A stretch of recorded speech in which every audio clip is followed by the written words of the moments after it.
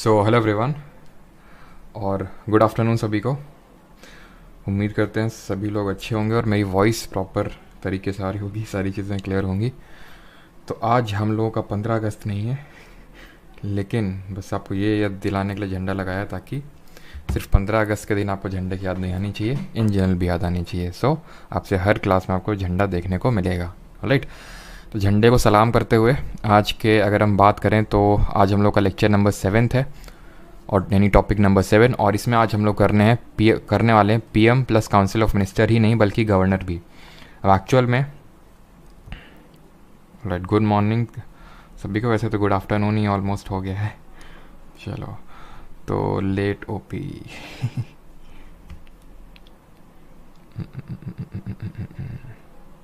ये late OP क्या लगा रखा है?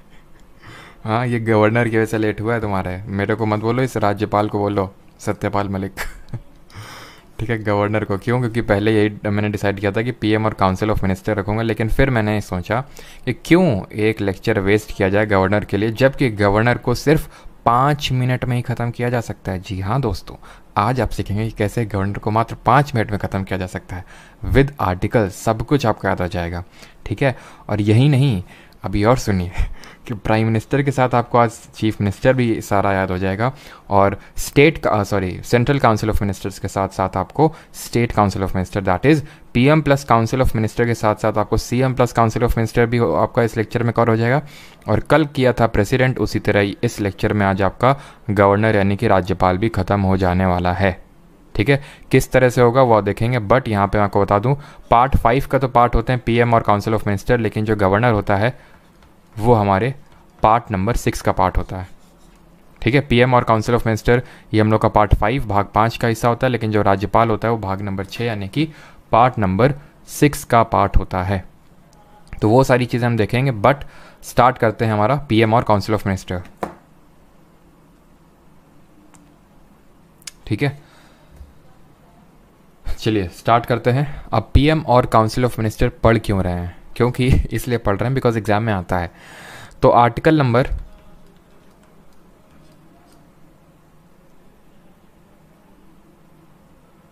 एक सेकंड, थोड़ा सा रुकिएगा।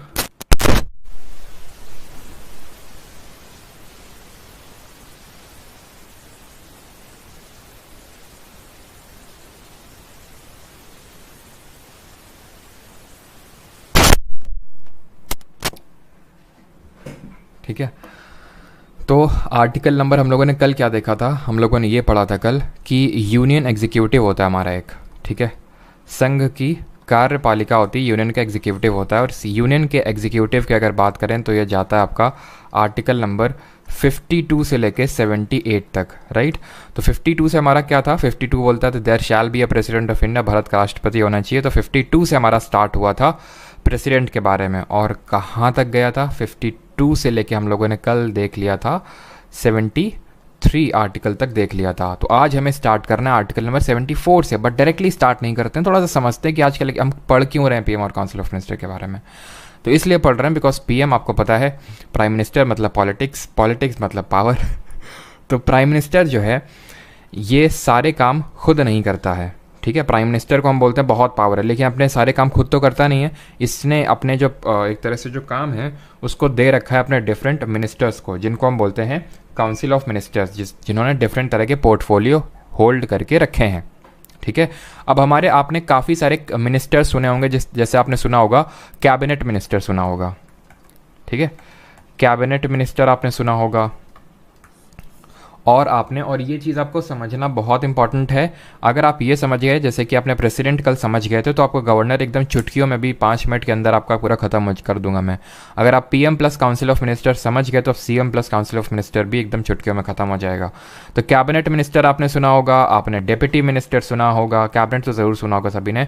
डेप्यूटी मिनिस्टर्स होते हैं हमारे कुछ, और स्टेट मिनिस्टर्स होते हैं। स्टेट मतलब minister of state, union minister के तहत ही हमारा एक होता है मिनिस्टर ऑफ स्टेट। तो ये जो क्लासिफिकेशन है, पहली बात तो बता दूं, ये classification nowhere mentioned in the constitution, nowhere mentioned in the constitution. अब जल्दी से आर्टिकल में उछल के जल्दी से हम जंप मारते हैं आर्टिकल में और वहाँ से चीज़ें क्लियर करते हैं। तो सबसे पहले जो हमें आर्टिकल आज कवर करना है दैट इज़ आर्टिकल नंबर 74 अनुच्छेद नंबर 74। जो इसमें चीज़ें लिखी हुई लंबी लंबी लाइनें, इसको देख के भयभीत मत होइएगा, बहुत ही आसान है। आर्टिकल 74 ये बोलता है There shall be a council of minister with the prime minister at the head to aid and advise the president, who shall in the exercise of his function act in accordance with such advice। यानी कि राष्ट्रपति जो है, एक तरह से हमारा जो कॉन्स्टिट्यूशन बोल रहा है, राष्ट्रपति जी हमारे गए हैं बूढ़ा, अपने आप से वो कोई काम नहीं कर सकते, यहाँ तक कि उनके सोचने समझने की भी शक्ति बिल्कुल नहीं रही है। ठीक है, तो अपने हिसाब से, अपने एक तरह से जुरिस्डिक्शन पे, फिर अपने डिस्क्रिशन पे, नॉट जुरिस्डिक्शन, अपने डिस्क्रिशन पे, अपने मन मर्जी से वो कोई काम कर ही नहीं सकते हैं। तो इनको एडवाइस करने के लिए इनको दिया जाएगा काउंसिल ऑफ मिनिस्टर्स, और इन काउंसिल ऑफ मिनिस्टर का हेड होगा हमारा प्राइम मिनिस्टर। तो इसीलिए प्राइम मिनिस्टर सबसे इम्पॉर्टेंट पॉलिटिकल पोजीशन होती है हमारी Indian parliamentary form of government में। जल्दी से बताइए, पार्लियामेंट्री फॉर्म ऑफ गवर्नमेंट हमने किस कंट्री के कॉन्स्टिट्यूशन से ली है? संसदीय प्रणाली। ठीक है, पार्लियामेंट्री फॉर्म ऑफ गवर्नमेंट। इसीलिए कुछ जो हमारे पॉलिटिकल साइंटिस्ट हम बोल सकते हैं, वो ये बोलते हैं parliamentary form of government is like prime ministerial form of government. दो तरह की फॉर्म ऑफ गवर्नमेंट होती है, एक पार्लियामेंट्री होती है और दूसरी होती है प्रेसिडेंशियल। हमारे यहाँ किस तरह की है? पार्लियामेंट्री फॉर्म ऑफ गवर्नमेंट है, जो कि हमने यूके के कॉन्स्टिट्यूशन से ली है। पूरा सब कुछ सेम है, जैसे वहाँ पे एक तरह से पूरा काउंसिल, जैसे वहाँ पे प्राइम मिनिस्टर कौन है? ऋषि सुनक है, तो उनकी काउंसिल ऑफ मिनिस्टर है और सारी चीज़ें हैं। वो एक तरह से हेड नहीं है, कंट्री के हेड नहीं है। वैसे हमारे इंडिया में भी कंट्री के हेड हमारे प्राइम मिनिस्टर नहीं होते हैं, प्रेसिडेंट होते हैं। कल हम लोगों ने देखा था, ही is the head of country या फिर हेड ऑफ नेशन। उसी तरह हमारा ब्रिटेन में भी हेड ऑफ कंट्री वहाँ के राजा या रानी होते हैं। बस क्योंकि वहाँ पे राजा या रानी होते हैं, इसलिए वहाँ का जो पूरा एक तरह से पार्लियामेंट्री फॉर्म ऑफ गवर्नमेंट है, फिर उस देश को हम रिपब्लिक नहीं बोलते हैं, बट इंडिया को रिपब्लिक बोलते हैं। रिपब्लिक इसलिए बोलते हैं बिकॉज प्रेसिडेंट चुना जाता है, यानी प्रेसिडेंट हमारे यहाँ पे जो हेड ऑफ द कंट्री है वो इलेक्टेड है। नॉट दी प्रेसिडेंट बोलना तो सही नहीं रहेगा, ये बोलना सही रहेगा कि जिस भी कंट्री में हेड ऑफ द, उसका हेड जो है वो इलेक्टेड होता है, उसको हम रिपब्लिक बोलते हैं। जैसे हमारे इंडिया में अगर हम बात करें तो जो हमारा प्रेसिडेंट है वो इलेक्टेड है। और किस तरह से उसका इलेक्शन हुआ था, कल हम लोगों ने देखा था, proportional representation plus single transferable vote, और इनडायरेक्टली यानी अप्रत्यक्ष रूप से चुना गया है, ये अंतर है।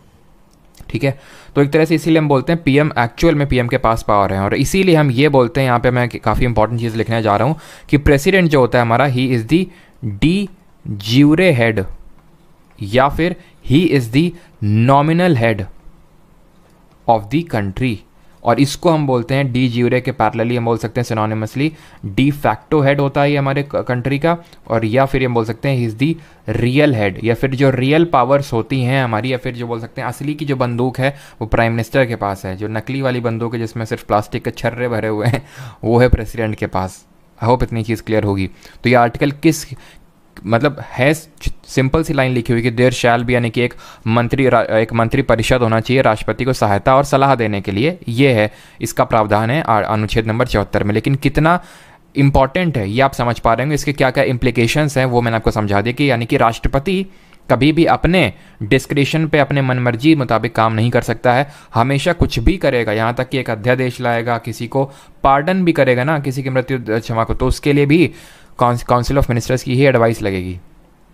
और काउंसिल ऑफ मिनिस्टर का हेड कौन होता है? Prime minister. इसीलिए बोलते हैं प्रेसिडेंट हेड ऑफ कंट्री है, लेकिन जो प्राइम मिनिस्टर है वो हेड ऑफ गवर्नमेंट है, यानी सरकार का मुखिया है, सरकार का अध्यक्ष हम बोल सकते हैं, बिकॉज गवर्नमेंट। ठीक है, क्यों? क्योंकि गवर्नमेंट का मतलब क्या है? Council of minister. तो इसी काउंसिल ऑफ मिनिस्टर की अभी यहाँ पे मैं चर्चा कर रहा था कि काउंसिल ऑफ मिनिस्टर में कौन कौन आता है। तो काउंसिल ऑफ मिनिस्टर में प्राइम मिनिस्टर जी भी आते हैं। स्ट्रक्चर ऑफ एटम देखा है कभी? उसमें एक न्यूक्लियस होता है और बहुत सारी इस तरह से शेल्स होती हैं, या फिर वेन डायग्राम से आप इसको रिलेट कर सकते हैं कि सबसे अंदर न्यूक्लियस है प्राइम मिनिस्टर, एकदम सेंटर ऑफ गवर्नमेंट बोल सकते हैं हम इसको। ठीक है, फिर यहाँ पे आते हैं हमारे कैबिनेट मिनिस्टर आ गए, फिर यहाँ पे हमारे अदर काउंसिल ऑफ मिनिस्टर आ गए, जैसे फॉर एग्जाम्पल बोल दिया मैंने, जिन्होंने मिनिस्टर ऑफ, एक सेकेंड, जिन्होंने हम बोल सकते हैं या तो जिनको मिनिस्टर ऑफ स्टेट का दर्जा मिल रखा है। ठीक है, और फिर मान लेते हैं तीसरे वाले गोले में आ गए हमारे डेप्यूटी मिनिस्टर्स।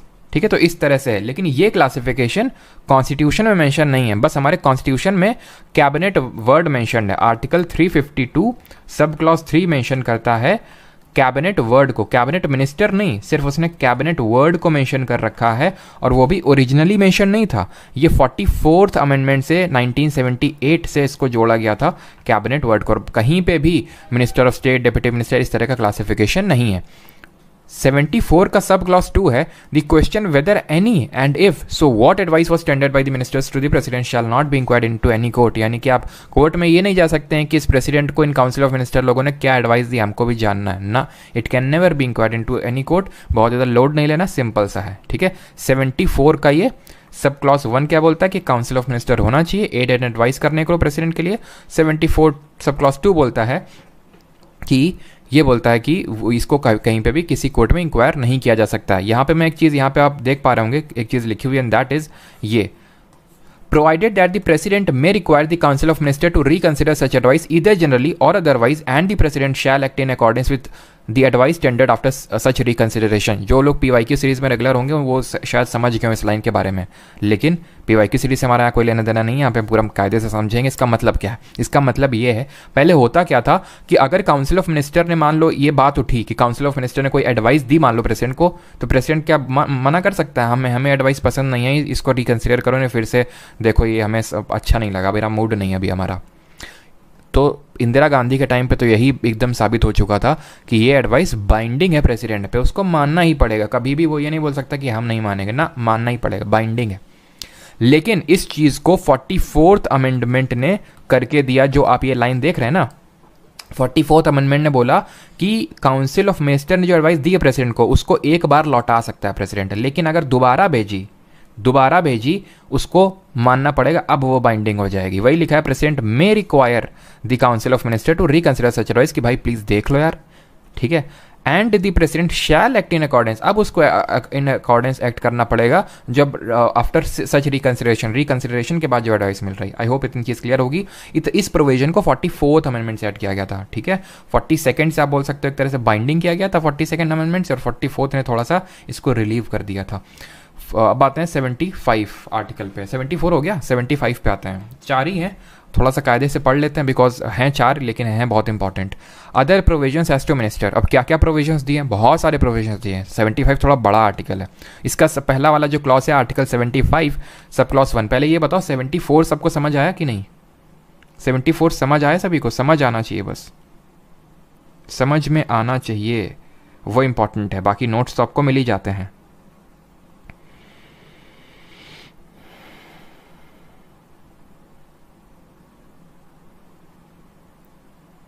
तो डाउट्स कैसे पूछें? डाउट्स के लिए रिया अभी मैं एक प्लान कर रहा हूँ कुछ, ठीक है।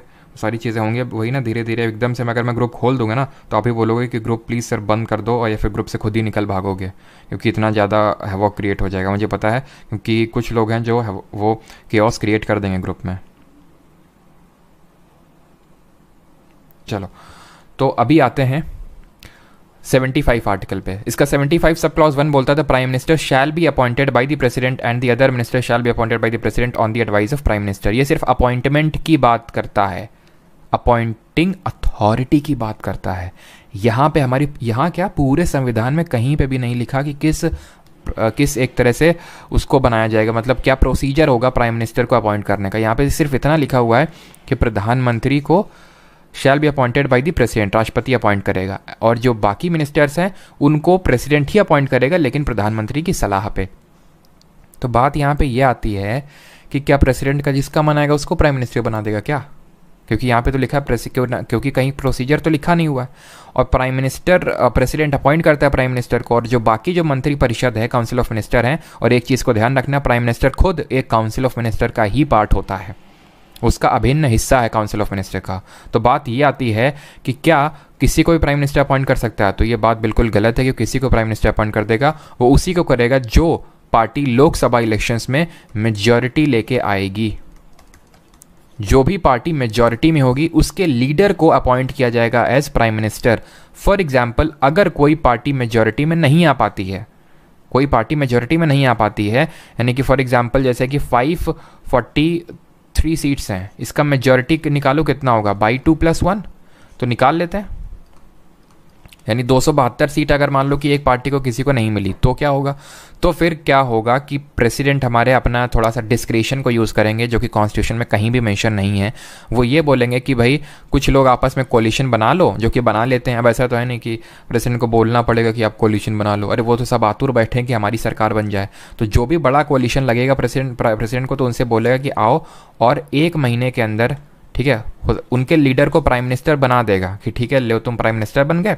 अब 1 महीने के अंदर तुम अपना कॉन्फिडेंस प्रूव करो लोकसभा में। कॉन्फिडेंस मतलब बहुमत दिखाओ हमको कि हाँ तुम्हारे पास नंबर है, और नहीं दिखा पाए तो तुम भी जाओ यहाँ से। ये होता है अगर किसी को एक तरह से मेजॉरिटी नहीं मिलती है। अभी हम देखें जैसे एनडीए गवर्नमेंट है, बीजेपी रूल्ड गवर्नमेंट है, उसके पास मेजॉरिटी है, ठीक है, इसी वजह से धड़ाधड़ वो डिसीजन ले पाता है। अब जैसे हमारे कोई प्राइम मिनिस्टर बन गया, जैसे कि अभी फॉर एग्जांपल मान लेते हैं इस बार बीजेपी हार गई है लोकसभा इलेक्शन में। अब जो कौन बनेगा आपको लगता है? इंडिया करके इन्होंने बनाया ना, सभी विपक्षी दलों ने, कांग्रेस हो गए, नीतीश कुमार हो गए, सब ने क्या इंडिया करके एक विपक्षी दल बनाया है। अब ये जीत गए, आपको नहीं लगता है कि इनके बीच में ही कभी ना कभी फूट जरूर पड़ जाएगी कि हमें होम मिनिस्ट्री दो, हमें ये मिनिस्ट्री दो, हमें वो मिनिस्ट्री दो? तो इस तरह की फूट रहती है, ठीक है। बाकी मैं ये नहीं बोल रहा हूँ कि किसको देना किसको नहीं, मैं आपको बस एग्जांपल बता रहा हूँ, ठीक है। 75 का जो 1 है, अब उसमें 1A है, the total number of ministers including the prime minister in the council of ministers shall not exceed 15% of the total number of members of the house of people. Very important. अब अभी जो मैंने बोला था ना कि हमको होम मिनिस्ट्री दो, हमको ये दो, और कोलिशन के केस में, ठीक है, कोलिशन के केस में फॉर एग्जाम्पल मान लेते हैं ये एक पार्टी है जिसके पास 200 सीट हैं, ठीक है, 73 और करनी है, तो उसके लिए कुछ लोगों से ऐसे बोलेगी कि चलो ठीक है, कुछ लालच देना पड़ेगा ना कि हमसे मिल जाओ, हम हमारे साथ कोलिशन बना लो, हमारे साथ कोलिशन गठबंधन बना लो, और हम क्या करेंगे, तुमको एक मिनिस्ट्री दे देंगे। तो बोलेगा तुम होम मिनिस्ट्री और ये सब तो मिनिस्ट्री खत्म ही हो जाएंगी, तुम अपने वालों को दे दो। बोलेगा कि चलो ठीक है, हम एक मिनिस्ट्री अपने आप से क्रिएट कर देंगे, ministry of wild life, ministry of wild life create कर देंगे। उसमें तुम जो आवारा जानवर है या फिर जो भी वाइल्ड लाइफ है उसका तुम कंजर्वेशन करना, वो वाली मिनिस्ट्री हम तुमको दे देंगे, या फिर जो तुमको मन हो तो हम एक मिनिस्ट्री खुद क्रिएट कर देंगे और तुमको मिनिस्टर बना देंगे। तो इसीलिए फिर एक अमेंडमेंट हुआ, 91st अमेंडमेंट, 91वें नंबर संविधान का संशोधन किया गया, कॉन्स्टिट्यूशन अमेंडमेंट करके ये चीज़ को ऐड किया गया कि जो काउंसिल ऑफ मिनिस्टर की स्ट्रेंथ है इंक्लूडिंग प्राइम मिनिस्टर, क्यों? क्योंकि प्राइम मिनिस्टर खुद अभी बताया काउंसिल ऑफ मिनिस्टर का ही पार्ट है, तो ये 15% एक्सीड नहीं कर सकता है। शैल नॉट, ध्यान से सुनते जाना बिकॉज जब भी मैं आपको स्टेट पढ़ाऊंगा ना सारी चीज़ें पैरेलल हैं उसी से, ठीक है। तो शैल नॉट एक्सीड 15%, 15% से ज़्यादा नहीं होनी चाहिए। किसका 15%? 15% of total number of members of house of people, जो टोटल नंबर ऑफ मेंबर्स हैं हाउस ऑफ पीपल यानी लोकसभा में, उसका 15%। आई थिंक ये कुछ 81-82 निकलेगा, हाँ कुछ ऐसा 81-82 टाइप निकलेगा, देख लेना, वो इंपॉर्टेंट नहीं है। लेकिन 15% से ज़्यादा काउंसिल ऑफ मिनिस्टर नहीं हो सकती। ये चीज़ इसीलिए ऐड की गई ताकि किसी को फेवर करने के लिए, कोलिशन बनाने के लिए, ऐसा नहीं कि मिनिस्ट्री पे मिनिस्ट्री क्रिएट कर दी। और इसी में एक पार्ट देखो 1A अमेंडमेंट से ऐड किया गया 91st, और 1B को भी।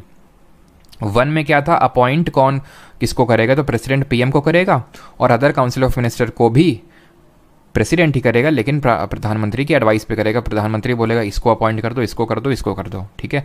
अब इसी 1 के अंदर ही 1A और 1B को ऐड किया गया 91st अमेंडमेंट से ही। 91st का जो 1A है वो बोलता है कि 15% से ज़्यादा नहीं हो सकते, और 1B ये बोलता है कि अगर कोई भी मेंबर डिसक्वालीफाई होता है on the ground of defection.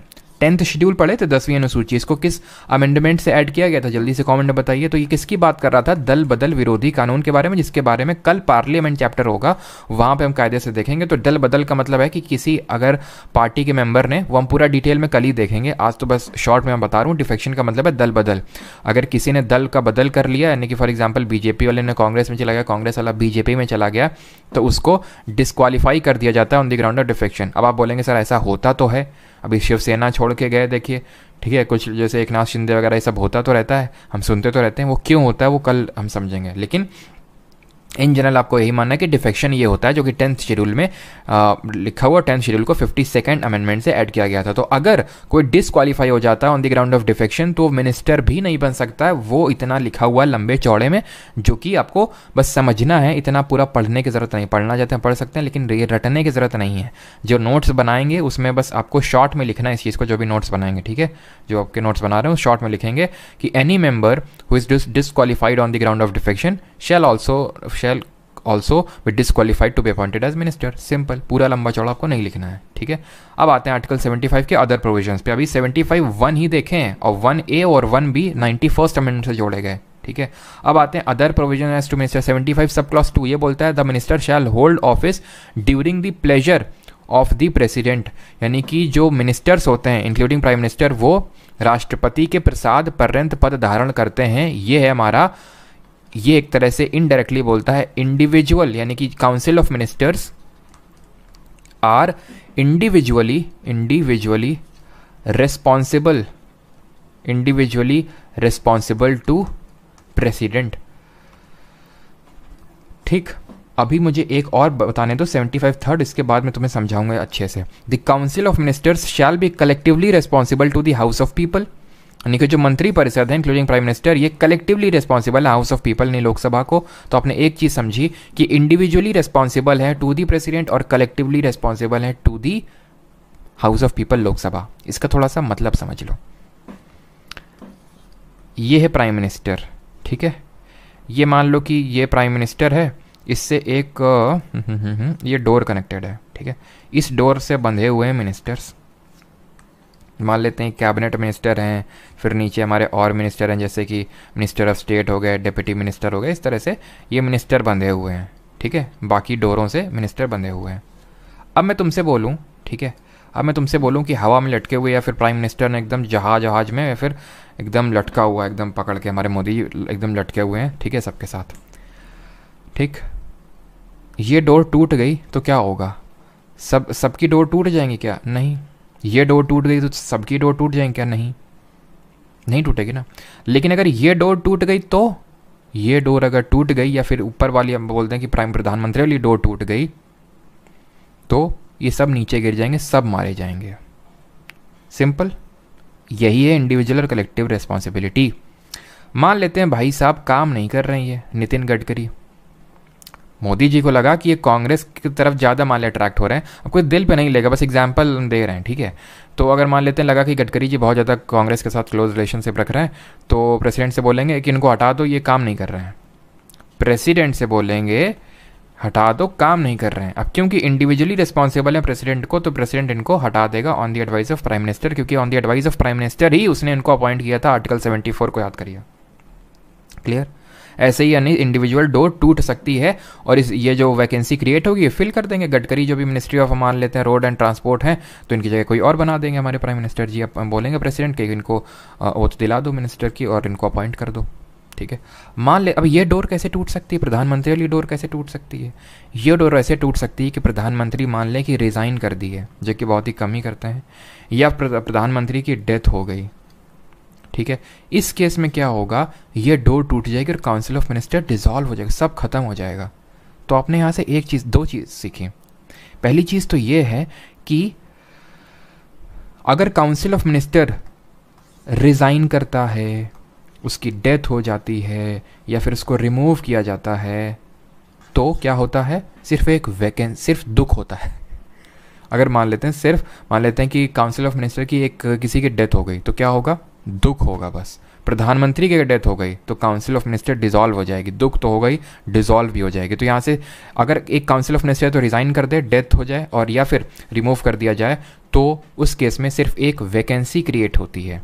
लेकिन अगर प्रधानमंत्री के साथ ये चीज़ें हो जाएं, ठीक है, तो फिर क्या होता है? Entire council of minister dissolves. और जब ये मैं डिसॉल्व बोलता हूँ ना, तो क्या है डिसॉल्व? डिसॉल्व का मतलब है भंग हो जाना, यानी कि सब मर जाएंगे, ऐसे समझ लो। अब मंत्री रहे ही नहीं, अब फिर से एक नई काउंसिल ऑफ मिनिस्टर बनेगी तो बात ये आती है क्या फिर से चुनाव होंगे? क्या चुनाव की ज़रूरत नहीं है। मान लेते हैं डेथ हो गई है, ठीक है, मान लेते हैं कि डेथ हो गई है इनकी या फिर उन्होंने रिज़ाइन दे दिया, कुछ ऐसा हो गया है। तो इस केस में प्रेसिडेंट, ये जो रूलिंग पार्टी उससे बोलेगा कि हमें मेजॉरिटी प्रूव करके दो, या फिर जो तुम्हारा लीडर है, ठीक है, सीनियर मोस्ट लीडर, फिर किसी को मैं बोलो तो उसको हम प्रधानमंत्री बना दें। जैसे फॉर एग्जांपल ये हुआ था, नेहरू जी की डेथ हो गई थी, जो हमारे नेहरू जी पहले प्राइम मिनिस्टर थे, तो इनकी डेथ हो गई थी 1964 में। हुआ क्या, उस समय इस पार्टी के कांग्रेस के जो सीनियर मोस्ट मेंबर थे उनको जल्दी से बना दिया गया प्राइम मिनिस्टर। क्यों जल्दी से बनाया गया? बिकॉज प्रेसिडेंट, जैसे प्रेसिडेंट की पोजीशन खाली नहीं रह सकती, उसी तरह इनको एडवाइस देने के लिए जो काउंसिल ऑफ मिनिस्टर हैं वो हमेशा रहने चाहिए, क्योंकि अपने मन मुताबिक अपने डिस्क्रिप्शन पे कभी भी काम नहीं कर सकते हैं, हमेशा advice of council of minister पर ही काम करते हैं, इसलिए वो भी कभी खाली नहीं रह सकता। और इसीलिए हमेशा याद रखना कि अगर लोकसभा डिसॉल्व होती है तो council of minister entirely immediately dismiss नहीं किए जाते हैं। तब तक नहीं किए जाते हैं जब तक नई एक लोकसभा का गठन नहीं हो जाता, नई काउंसिल ऑफ मिनिस्टर नहीं आ जाती। इसके पीछे का लॉजिक ये है कि प्रेसिडेंट काउंसिल ऑफ मिनिस्टर की ही एडवाइस पे काम करेगा। जैसे फॉर एग्जांपल हमारे अगले लोकसभा के इलेक्शंस होंगे तो इनको डिसॉल्व कर दिया जाएगा, जो अभी अभी प्रेजेंट वाले उनको डिसॉल्व कर दिया जाएगा, भंग कर दिया जाएगा, फिर से चुनाव होंगे। लेकिन ऐसा जब तक चुनाव होके अगली वाली नहीं आ जाती तब तक जो प्रेजेंट काउंसिल ऑफ मिनिस्टर है वो एडवाइस करती रहेगी प्रेसिडेंट को। तो नेहरू 1964 में इनकी डेथ हो गई, तो गुलजारी लाल नंदा जी उस समय सबसे सीनियर मोस्ट मेंबर थे, तो इनको बना दिया गया। लेकिन सीनियर मोस्ट थे तो जल्दी से पोजीशन फिल करने के लिए बना दिया गया। लेकिन फिर कांग्रेस पार्टी ने मतलब बोला कि लाल बहादुर शास्त्री जी को बनाया जाए। ये तो सीनियर मोस्ट थे, इसलिए फ्रांस में एक प्रैक्टिस होती है कि सीनियर मोस्ट को उठा के जल्दी से बना दो। तो ये 13 दिन मात्र रहे, 13 डेज, और लाल बहादुर शास्त्री जो हमारे परमानेंट एक तरह से बन गए। अब फिर इनकी भी डेथ हो गई, लाल बहादुर शास्त्री जी की। इनकी डेथ के बाद अगेन गुलजारी लाल नंदा अगेन फिर से बनाए गए। गुलजारी लाल नंदा फिर से प्राइम मिनिस्टर बनाए गए और फिर से ही 13 दिन के लिए बनाए गए। ठीक है, तो तेरा मेरा रिश्ता, ये गाना एक तरह से गुलजारी लाल नंदा गाते हुए और 13 दिन के लिए बने। और इसके बाद फिर से इस बार इंदिरा गांधी को कांग्रेस ने बोल दिया, जो कांग्रेस का मतलब कांग्रेस के जो बाकी मिनिस्टर लोग हैं उन्होंने बोला कि हम इंदिरा गांधी को देखते हैं अपने अगले पीएम के तौर पे। फिर इंदिरा गांधी जी की भी डेथ हुई 1984 में, आपको पता है। तो ज्ञानी जैल सिंह उस समय थे, उनको बनाया गया। तो ये प्रेसिडेंट के पास डिस्क्रिप्शन होता है, क्लियर है। तो ये जो मैंने बताया ना इंडिविजुअल रिस्पॉन्सिबिलिटी के बारे में बताया कि सारे इंडिविजुअली रिस्पॉन्सिबल हैं, किसको, प्रेसिडेंट को, उसको उत्तरदायी हैं और उसको खुश नहीं रखा। आपको ही पता है एक्चुअल में पॉलिटिक्स काम किस तरह से करती है। अगर प्राइम मिनिस्टर को अच्छा नहीं लगा तो प्रेसिडेंट से बोल के इसको हटवा देगा, ऐसा होता है। और प्रेसिडेंट की एडवाइस पे ही वो सारा कुछ काम होता है आपका, क्लियर है। और council of minister collectively responsible है लोकसभा को। इसका मतलब क्या है? इसका मतलब ये है कि लोकसभा में बहुमत चाहिए। अभी कांग्रेस गवर्नमेंट ने नो कॉन्फिडेंस मोशन, जिसके बारे में कल पढ़ेंगे पार्लियामेंट चैप्टर में, अविश्वास प्रस्ताव ले आई। ठीक है, पता था कांग्रेस को कि भाई इनके पास है बहुमत है, लेकिन फिर भी एक तरह से बेइज्जती करने के लिए ले आते हैं वो। ठीक है, वो हम देखेंगे किस किस तरह से लाया जाता है। तो काउंसिल ऑफ मिनिस्टर के अगेंस्ट अगर नो कॉन्फिडेंस मोशन पास हो गया, अविश्वास प्रस्ताव, इसका मतलब है कि वो सरकार के पास नंबर नहीं है, तो इनको रिज़ाइन करना पड़ेगा। तो फिर से फ्रेश चुनाव होंगे। ठीक है, अब आते हैं fourth provision 75 sub clause 4, before a minister enters upon his office president shall administer to him the oath of office and secrecy according to the form set out by the. खत्म, सीधे 4 का मतलब याद करो, ओथ, खत्म। Oath कौन दिलाता है? प्रेसिडेंट। ठीक है, प्रेसिडेंट इनको ओथ दिलाएगा। प्रेसिडेंट को कौन दिलाता है जरा बताइए, कल हम लोगों ने देखा था। तो 2 क्या बोलता है? Individual responsibility of ministers toward president. Third बोलता है 75 sub clause 3 collective responsibility of council of minister toward Lok Sabha. Fourth क्या बोलता है? शपथ कौन दिलाता है? प्रेसिडेंट। क्लियर है यहाँ तक सभी को? 75 सब क्लॉज 5 ये मैं खत्म कर लेता हूँ, तब तक किसी को एक डाउट होगा तो कमेंट में लिख देगा। अ minister who for any period of 6 consecutive months. अच्छा एक चीज़ चलो अभी बताऊँगा मैं आपको, ठीक है, यहाँ पे मैं लिख देता हूँ ताकि भूल ना जाऊँ। या फिर मैं क्वेश्चन ही पूछ लेता हूँ तुमसे, कैन एनी आउटसाइड मेंबर, जब मैं बोलता हूँ आउटसाइड मेंबर का मतलब कि कोई भी मेंबर, जो कोई भी पर्सन जो लोकसभा का भी मेंबर नहीं, राज्यसभा के मेंबर नहीं, यानी कि आउटसाइड मेंबर है। Can any outside member be appointed as prime minister और any other council of minister. क्या बनाया जा सकता है बताइए। फिफ्थ बोलता है, a minister who for any period of 6 consecutive months is not a member of either house of parliament shall at the expiration of that period cease to be a minister. यानी कि अगर कोई भी minister who for any period of 6 consecutive months is not a member of either house of parliament, वो minister नहीं बन पाएगा। मतलब वो मिनिस्टर फिर मिनिस्टरशिप उसकी चली जाएगी। जो मैंने क्वेश्चन पूछा ना उसका आंसर है ये, लेकिन तुम अभी भी समझ नहीं पाए हो काफ़ी लोग। एक्चुअल में होता क्या है, जैसे फॉर एग्जांपल एस जयशंकर जी की अगर हम बात करें, क्या हैं अभी? एक्सटर्नल अफेयर्स मिनिस्टर हैं, विदेश मंत्री हैं। किस कॉन्स्टिट्यूएंसी से इन्होंने चुनाव जीता था? किसी को पता है? नहीं पता हो, क्योंकि जीता ही नहीं था, कोई चुनाव नहीं जीता इन्होंने। तो फिर सर ये कैसे एक्सटर्नल अफेयर्स मिनिस्टर बन गया? तो इसका मतलब अगर मोदी जी चाहें तो हमको भी उठा के बना सकते हैं क्या मिनिस्टर? बिल्कुल।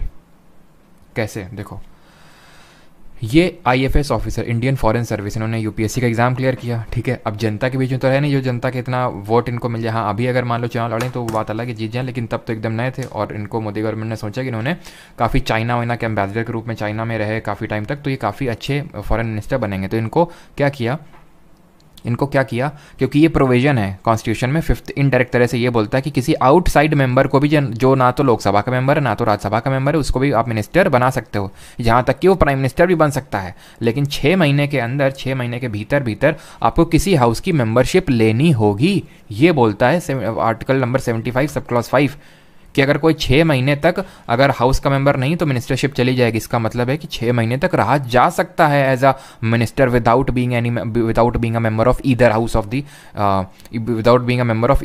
पार्लियामेंट। क्लियर। अब ये एस जयशंकर क्या किया गया कि आई थिंक ऐसा ही कुछ हुआ था कि गुजरात की एक कॉन्स्टिट्यूएंसी से राज्यसभा की एक सीट खाली थी, तो राज्यसभा में इनको इनडायरेक्ट एंट्री दे दी, बन गए, राज्यसभा की मेंबरशिप आ गई इनके पास। प्राइम मिनिस्टर के साथ भी ऐसा हो सकता है, जैसे प्राइम मिनिस्टर इंदिरा गांधी के साथ ऐसे हुआ था कि वहाँ से दे दिया गया इनको इनडायरेक्ट एक्सेस और वो प्राइम मिनिस्टर बन गई। यानी कि कोई भी देश का प्रधानमंत्री हो सकता है बिना लोकसभा और राज्यसभा का मेंबर हुए बिना भी, लेकिन मैक्सिमम 6 महीने के अंदर किसी हाउस की मेंबरशिप आपको लेनी होगी। और जो हमारा पीएम होता है can be a member, PM can be a member of either house of parliament, यानी कि ये लोकसभा का भी मेंबर हो सकता है और राज्यसभा का भी मेंबर हो सकता है। फॉर एग्जांपल अगर मैं आपको बताऊं तो जैसे हमारे इंदिरा गांधी जी, वैसे जनरली लोकसभा के ही होते हैं, जो भी हमारे प्राइम मिनिस्टर होते हैं जनरली लोकसभा के होते हैं, बट इंदिरा गांधी हमारी हो गई, एचडी देवेगौड़ा हो गए, ठीक है, और मनमोहन सिंह। अभी तक सिर्फ 3 ही प्रधानमंत्री हुए हैं जो राज्यसभा के मेंबर थे, बाकी सब अभी तक लोकसभा के ही थे, ये राज्यसभा के। और जिस भी सभा के, यानी लोकसभा या राज्यसभा, जिस भी हाउस के मेंबर हैं उसके हाउस के अपने आप लीडर भी बन जाते हैं। एक लीडर ऑफ हाउस करके एक पोजीशन होती है जो कि कॉन्स्टिट्यूशनल पोजीशन नहीं होती। कल देखेंगे संविधान में कहीं लीडर ऑफ हाउस करके नहीं लिखा हुआ है, लेकिन लीडर ऑफ हाउस ऐसे कन्वेंशन में चलता है। तो लीडर ऑफ हाउस जो होता है वो प्रधानमंत्री ही होता है, मतलब प्रधानमंत्री होता है अगर वो जिस भी सदन का सदस्य है। मान लेते हैं लोकसभा का है तो वहाँ का लीडर बन जाएगा, राज्यसभा का है तो वहाँ का लीडर बन जाएगा। सर अगर मान लेते हो लोकसभा का है तो वहाँ का लीडर बन जाएगा, तो राज्यसभा में कौन लीडर होगा? जिसको भी प्रधानमंत्री बोलेगा कि ये लीडर होगा वहाँ का। अगर राज्यसभा का है तो लोकसभा में जिसको बोलेगा वो बन जाएगा लीडर। लीडर को प्रिसाइडिंग ऑफिसर से कंफ्यूज मत करिएगा, पीठासीन अधिकारी से कंफ्यूज मत करिएगा। इसको ऐसे याद रख सकते हो, लीडर मतलब मॉनिटर, प्रिसाइडिंग ऑफिसर मतलब क्लास टीचर, ठीक है। तो प्रिसाइडिंग ऑफिसर मतलब पीठासीन अधिकारी, जैसे जो लोकसभा का अध्यक्ष जैसे हमारे ओम बिरला। और राज्यसभा में कौन होता है जरा बताइए? राज्यसभा में who is the ex officio chairperson of Rajya Sabha. 6th और आखिरी क्लॉज है 75 में, the salaries and allowances of ministers shall be such as parliament में from time to time by law determine and until parliament so determines shall be specified in the second schedule. यानी कि salary और allowances जो इनकी हैं वो आपकी parliament decide करता है, बस ख़त्म। ज़्यादा इतना इंपॉर्टेंट नहीं है, बस सैलरी अलाउंसेज के बारे में दिया हुआ है। अब मैं चेक कर लेता हूँ कोई डाउट तो नहीं है।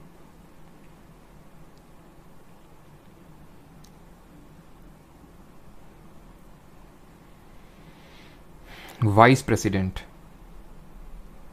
आई feel you are a supporter of India Congress. बिल्कुल नहीं, कुछ लोग मुझे बीजेपी का सपोर्टर बोलते हैं, कुछ लोग कांग्रेस का, तो मुझे न्यूट्रलाइज करना पड़ता है। जैसे तुमने कांग्रेस का बोल दिया तो मैं थोड़ा बीजेपी के पक्ष में बोलूँगा, फिर तुम बीजेपी के पक्ष बोलोगे तो मैं कांग्रेस के, क्योंकि मैं न्यूट्रल हूँ, ठीक है। तो इसलिए थोड़ा सा आप लोगों को वो हो जाता है कि भाई सर ये पार्टी की तरफ इंक्लाइंड है। आई एम कम्प्लीटली न्यूट्रल, ठीक है। मैं भारत के झंडे के साथ हूँ, इंडिया के साथ, मतलब इंडिया वो वाला इंडिया नहीं। अब उन्होंने बहुत ही स्ट्रैटेजिकली नाम रखा अपोजिशन वालों ने इंडिया, है ना, कि ये एनडीए वाले बीजेपी वाले कुछ भी हमारे विरुद्ध बोलेंगे तो इंडिया वर्ड इनको यूज़ करना पड़ेगा, वो अपने आप इंडिया के वैसे हो जाएगा। ठीक है, मैं पीएम बन सकता हूँ अर्जुन तिवारी, बिल्कुल मिलना तुम अभी, ठीक है, क्लास के बाद तुमको हम पीएम बनाने की सिफारिश करवाते हैं। न्यूट्रलिटी इज़ गुड, बिल्कुल।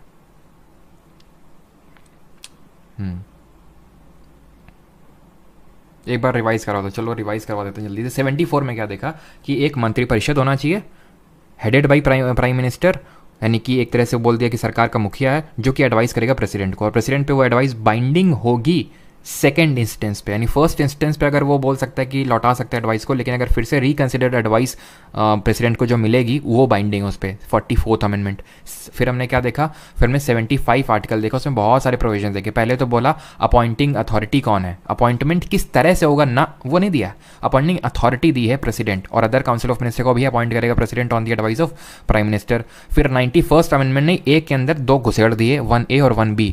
1A ने बोला कि 15% से ज़्यादा काउंसिल ऑफ मिनिस्टर नहीं हो सकते हैं, ठीक है। किसका 15%? किसका? लोकसभा का, lower house of the session. 1B ने बोला कि अगर कोई 10th शेड्यूल के तहत यानी डिफेक्शन के तहत डिस्क्वालीफाई होता है तो मिनिस्टर भी नहीं बन सकता है। फिर सब क्लॉज 2 ने बोला 75 के कि इंडिविजुअल रिस्पॉन्सिबिलिटी। 3 ने बोला कलेक्टिव रिस्पॉन्सिबिलिटी। कीवर्ड याद रखिए, इसीलिए तो तुमको समझाया है कि जब इंडिविजुअल रिस्पॉन्सिबिलिटी आएगा ये मिनिस्टर होल्ड करते हैं till the pleasure of president. और इसका मतलब समझ लो, प्लेजर का मतलब क्या होता है? प्लेजर का मतलब कौन सा ऐसा प्लेजर देते हैं भाई ये मिनिस्टर लोग, ऐसा कौन सा प्लेजर प्रेसिडेंट को देते हैं, कौन सा प्रसाद ऐसा देना पड़ता है?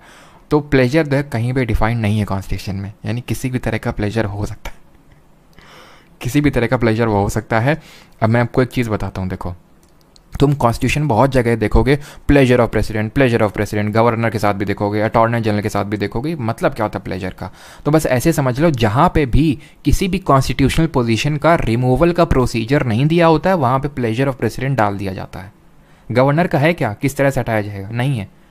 प्रेसिडेंट का है ना, जो हमारे सुप्रीम कोर्ट के, हाई कोर्ट के जजेस हैं उनका रिमूवल का पूरा प्रोसीजर है ना, कि इस तरह से वो अभी हमने पढ़ा नहीं है, लेकिन उनका पूरा प्रोसीजर है कि पार्लियामेंट से एक रेजोल्यूशन पास होगा और इस तरह से चीज़ें होंगी। वाइस प्रेसिडेंट भी में भी हम लोगों ने कल देखा था। जरा ये बताइए वाइस प्रेसिडेंट को कौन हटा सकता है? ठीक है, तो उसमें प्रोसीजर मैंशनड है। तो वहाँ क्या लिखा हुआ है कि vice president serves until the pleasure of president? नहीं। अब इनका क्या कुछ लिखा हुआ है आपको पता है कहीं? कौन सा आर्टिकल है जो बोलता है कि प्रधानमंत्री को इस तरह से हटाया जाएगा? नहीं लिखा हुआ कहीं पे भी। काउंसिल ऑफ मिनिस्टर को नहीं लिखा हुआ, इसलिए प्लेजर ऑफ प्रेसिडेंट। लेकिन इसका मतलब ये भी नहीं जब मनाया हटा दिया। क्यों? क्योंकि थर्ड भी पढ़ लो जरा, थर्ड क्या बोल रहा है कि काउंसिल ऑफ मिनिस्टर को तब तक नहीं हटाया जा सकता जब तक वो हाउस ऑफ पीपल यानी लोकसभा की मेजॉरिटी को एंजॉय करते हैं, उसके कॉन्फिडेंस को एंजॉय करते हैं, यानी वहाँ पे उनका बहुमत है तब तक।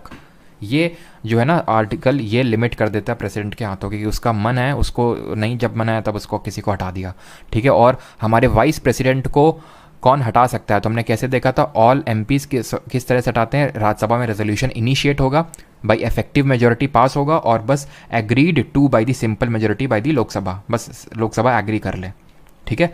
अब आगे बढ़ते हैं। 76 नहीं पढ़ेंगे यहाँ पे, क्योंकि 76 अटॉर्नी जनरल की बात करता है। इसको हम कॉन्स्टिट्यूशनल बॉडीज़ करके हम लोग लेक्चर करेंगे। वहाँ पे attorney general, CAG, finance commission, election commission of India, UPSC, state PSC, सबको एक साथ देखेंगे। यहाँ पे नहीं देखना है इसको, ठीक है। आते हैं आर्टिकल नंबर 77, बहुत ही आसान सा है, बस इस लाइन को याद करना है, बाकी को नहीं। क्या है? कंडक्ट ऑफ बिजनेस ऑफ, बस इस लाइन को याद करना आपको, इसको, ठीक है। Conduct of business of government of India, यानी कि जो भी बिजनेस होगा गवर्नमेंट ऑफ इंडिया का, यानी जो भी काम होगा भारत सरकार का, वो राष्ट्रपति के नाम पे किया जाएगा। करेगा प्रधानमंत्री और मंत्री परिषद, लेकिन किसके नाम पे होगा? कि कोई भी अगर रूल मान लेते आया तो वो राष्ट्रपति के नाम पे आएगा, कि राष्ट्रपति जी ने बोला है। जैसे कि फॉर एग्जांपल आपके घर में मीटिंग होती है कि भाई ये होना चाहिए, इनको न्योता देना है, इनको न्योता नहीं देना है, ठीक है। तो जब न्योता दिया जाता है तो अब ऐसे समझ लो कि ये बोला जाता है कि हमारे घर का जो बड़ा बुजुर्ग होता है उसके नाम पे न्योता दिया जाता है, उसका नाम सबसे ऊपर रखा जाता है। एक्चुअल में आपके डिसीजन कौन लेते होंगे आपके घर में? हो सकता है आप लेते हो, आपके जो फादर हों वो लेते हो, ठीक है। लेकिन किसका नाम चलता है? आपके बाबा जी का नाम, दादाजी का नाम चलता है ना। जो घर में सबसे बड़ा बुजुर्ग होता है उसके नाम पे सारे काम किए जाते हैं, चाहे भले वो सारा काम ना कर रहा हो, लेकिन उसके नाम पे किए जाते हैं। बस वही है 77। All executive action of the government of India shall be express to be taken in the name of president. याद करिए आर्टिकल नंबर 53 जो क्या बोल रहा था? आर्टिकल 53 बोल रहा था कि president is the head of the union executive. यही तो हम लोगों ने देखा था कि एग्जीक्यूटिव पावर जो होती है यूनियन की, शैल वेस्ट इन दी प्रेसिडेंट, वो एक कार्यपालिका का अध्यक्ष होता है। तो इसीलिए जितना भी एग्जीक्यूटिव एक्शन होगा, कार्यपालिका कार्य करेगी, वो राष्ट्रपति के नाम पे होगा काम। वही सेकंड भी, order and other instrument made and executed in the name of president shall be authenticated in such manner as specified in rule 1। ये फलाना डिमका सब कुछ लिखा है, वो जो आपको पढ़ने की जरूरत नहीं है। नहीं, जो भी ऑर्डर या फिर कुछ भी ऑर्डर वगैरह दिया जाएगा वो राष्ट्रपति के नाम पे ही दिया जाएगा, ठीक है। और 77 इसी के तहत 77 का ये 1, 2 और 3 है। The president shell make rules for the more convenient transaction of the business of government of India and for the allocation among minister of the set business, यानी कि किस तरह से जो हमारे काउंसिल ऑफ मिनिस्टर है किसको किस तरह से काम एलोकेट करना है उसको लेकर राष्ट्रपति रूल बना सकता है। ये 77 में है। बस घुमा फिरा के 77 में ये याद रखना है कि राष्ट्रपति के नाम पे सारे काम होते हैं, एग्जीक्यूटिव एक्शन जितने भी होते हैं they are carried in the name of president. ठीक है, और ये थोड़ा सा देख लो, मैंने इसलिए यहाँ पे लिख रखा है एग्जैक्ट जो कॉन्स्टिट्यूशन की वर्डिंग्स हैं वो यहाँ पे मैंने लगा रखी कि अगर बाई चांस इस तरह से आ जाए तो आपको रिकॉल हो जाए कि हाँ इस आर्टिकल में हम लोगों ने पढ़ा था। अब आ जाते हैं आखिरी आर्टिकल पे जो बात करता है, आर्टिकल नंबर 78 किसकी करता है वो देखेंगे, और उसके बाद हम पैरेलली अभी देखने वाले हैं सीएम और काउंसिल ऑफ मिनिस्टर। बस इसको देखिए और फिर 2 मिनट के अंदर उसको भी खत्म कर देंगे, 2 मिनट में। 78 duties of prime minister as respects to the furnishing of information to the president, यानी कि इट शैल बी, यानी कि सिंपल इसमें ड्यूटीज ऑफ प्राइम मिनिस्टर दी हुई हैं। इसमें सिर्फ समराइज करना हो तो ड्यूटीज ऑफ प्राइम मिनिस्टर दी हुई हैं। ड्यूटीज 8 और टीज ऐसा टाइप साउंड हो रहा है तो इसे आप याद कर सकते हो। तो it shall be the duty of prime minister to communicate to president all decision of council of minister relating to the administration of affairs of union and proposals for legislation. अभी थोड़ा सा पढ़ लेते हैं फिर मैं आपको समराइज कर दूंगा। To furnish such information relating to the administration of affairs of union and proposals for legislation as the president may call for, if the president so inquires to submit the for the consideration of the council of minister any matter on which a decision has been taken by minister but which has not considered by the council.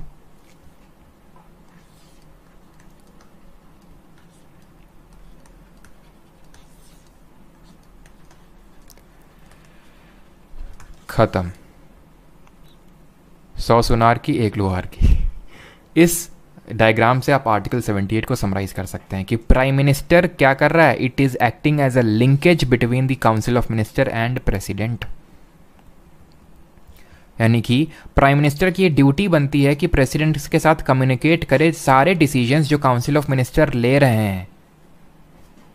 ठीक है, president ये duty बनती है prime minister की कि राष्ट्रपति को ये बताए या फिर उसके पास सबमिट करे कोई एक ऐसा डिसीजन जो किसी एक काउंसिल ऑफ मिनिस्टर ने ले लिया लेकिन उस डिसीजन के बारे में बाकियों को नहीं पता है। क्यों? क्योंकि याद करो आर्टिकल 75 सब क्लॉज 3 जो कलेक्टिव रिस्पॉन्सिबिलिटी की बात करता है, यानी कि सब मिलजुल के एक चीज़ को सपोर्ट करेंगे सारे काउंसिल ऑफ मिनिस्टर। ऐसा नहीं एक इधर बग रहा है एक उधर बग रहा है। याद करिए जब फार्म लॉज आए थे, हमारे फार्म लॉज आए थे, उसका क्या हुआ था, विरोध हुआ था। लेकिन विरोध किसने किया था? विपक्षी दलों ने किया था। बीजेपी वाले ने सपोर्ट कर रहे थे, लेकिन एक थी आई थिंक पंजाब से बीजेपी में थे, वो उसका विरोध कर रही थी, तो उन्होंने अपने यहाँ पर रिज़ाइन दे दिया था लिख के। क्यों? क्योंकि या तो एक साथ कलेक्टिवली साथ रहो या तो निकल लो, ये है, या तो हम तुमको निकाल देंगे। कलेक्टिवली रिस्पॉन्सिबिलिटी आपको दिखानी होती है। तो प्रेसिडेंट को प्राइम मिनिस्टर बताएगा अगर किसी काउंसिल ऑफ मिनिस्टर ने एक ऐसा डिसीजन ले लिया है जिसके बारे में अदर काउंसिल ऑफ मिनिस्टर को नहीं पता, और वो भी वही है, to furnish such information relating to the administration of affairs of union and proposals for legislation as the president may call for. राष्ट्रपति प्रधानमंत्री से पूछ सकता है, कुछ इन्फॉर्मेशन ले सकता है जो यूनियन एग्जीक्यूटिव के संबंध में के हित में हो, अगर कोई ऐसी चीज़ तो उसको ले सकता है। यानी कि ये सिर्फ और सिर्फ ड्यूटी बात करता है, प्राइम प्रधानमंत्री को ड्यूटीज़ दे रहा है, और एक तरह से ये काउंसिल ऑफ मिनिस्टर और प्रेसिडेंट के लिंकेज के तौर पे एक्ट कर रहा है। अब अगर आप यहाँ तक आप समझ गए हैं तो अब देखिए कितनी आसानी से आप समझेंगे पूरा। इसके लिए लोग अलग से लेक्चर लेते हैं, सीएम और काउंसिल ऑफ मिनिस्टर, अलग से कुछ नहीं। अभी देखो तुम्हें दिखाते हैं मैजिक। क्या सर आर्टिकल 73, अरे हो जाएगा, ठीक है। सोनिया शर्मा भी रुक जाओ, जितना मैं करवा रहा हूँ पहले तुम लोग उसका डाउट नहीं पूछते हो, इधर उधर की बातें बस करते रहते हो। हरसिमरत, अच्छा हम, हाँ हरसिमरत कौर थी, हाँ ठीक है। आप ये बताओ कि डाउट तो नहीं है, जितना मैंने पढ़ा है उसमें सारी चीज़ों पे आते हैं। चलो तुम लोग की, कुछ लोगों के 5-6 लोग हैं, उनके अलग ही चलता रहता है कॉन्वर्सेशन कमेंट में, ठीक है। अब यहाँ पे आ जाते हैं कि किस तरह से आप याद करेंगे पूरा जो स्टेट का है, ठीक है। पैरेलली जो नोट्स बना रहे हैं प्लीज़ इस चीज़ को देखिएगा लेफ्ट साइड में, फिर पैरेलली आप इस चीज़ को अलग कलर से ऐड करिएगा उसमें, अलग कलर से, ठीक है। इसे मैं डिजिटल नोट्स बना रहा हूँ, अलग कलर से उसमें ऐड करिएगा आप स्टेट लेजिस्लेचर वाले जो आर्टिकल हैं। तो भैया जिस तरह हमारा आर्टिकल नंबर 74 बोलता है, there shall be a council of minister to aid and advise the president who shall enact in, ठीक, ये बोलता है। अब स्टेट के केस में आपको पता है, मैं आपको देखो एक चीज़ समझो यहाँ पे, पहले ये चीज़ तुम समझ लो, ये होता है हमारा, यहाँ पे लिख रहा हूँ यूनियन एग्जीक्यूटिव। कल भी इस चीज़ को मैंने समझाया था, फिर से समझ लो। यूनियन एग्जीक्यूटिव कौन होता है? यूनियन एग्जीक्यूटिव का हेड कौन होता है? प्रेसिडेंट, है ना, आर्टिकल 53 बोल रहा था।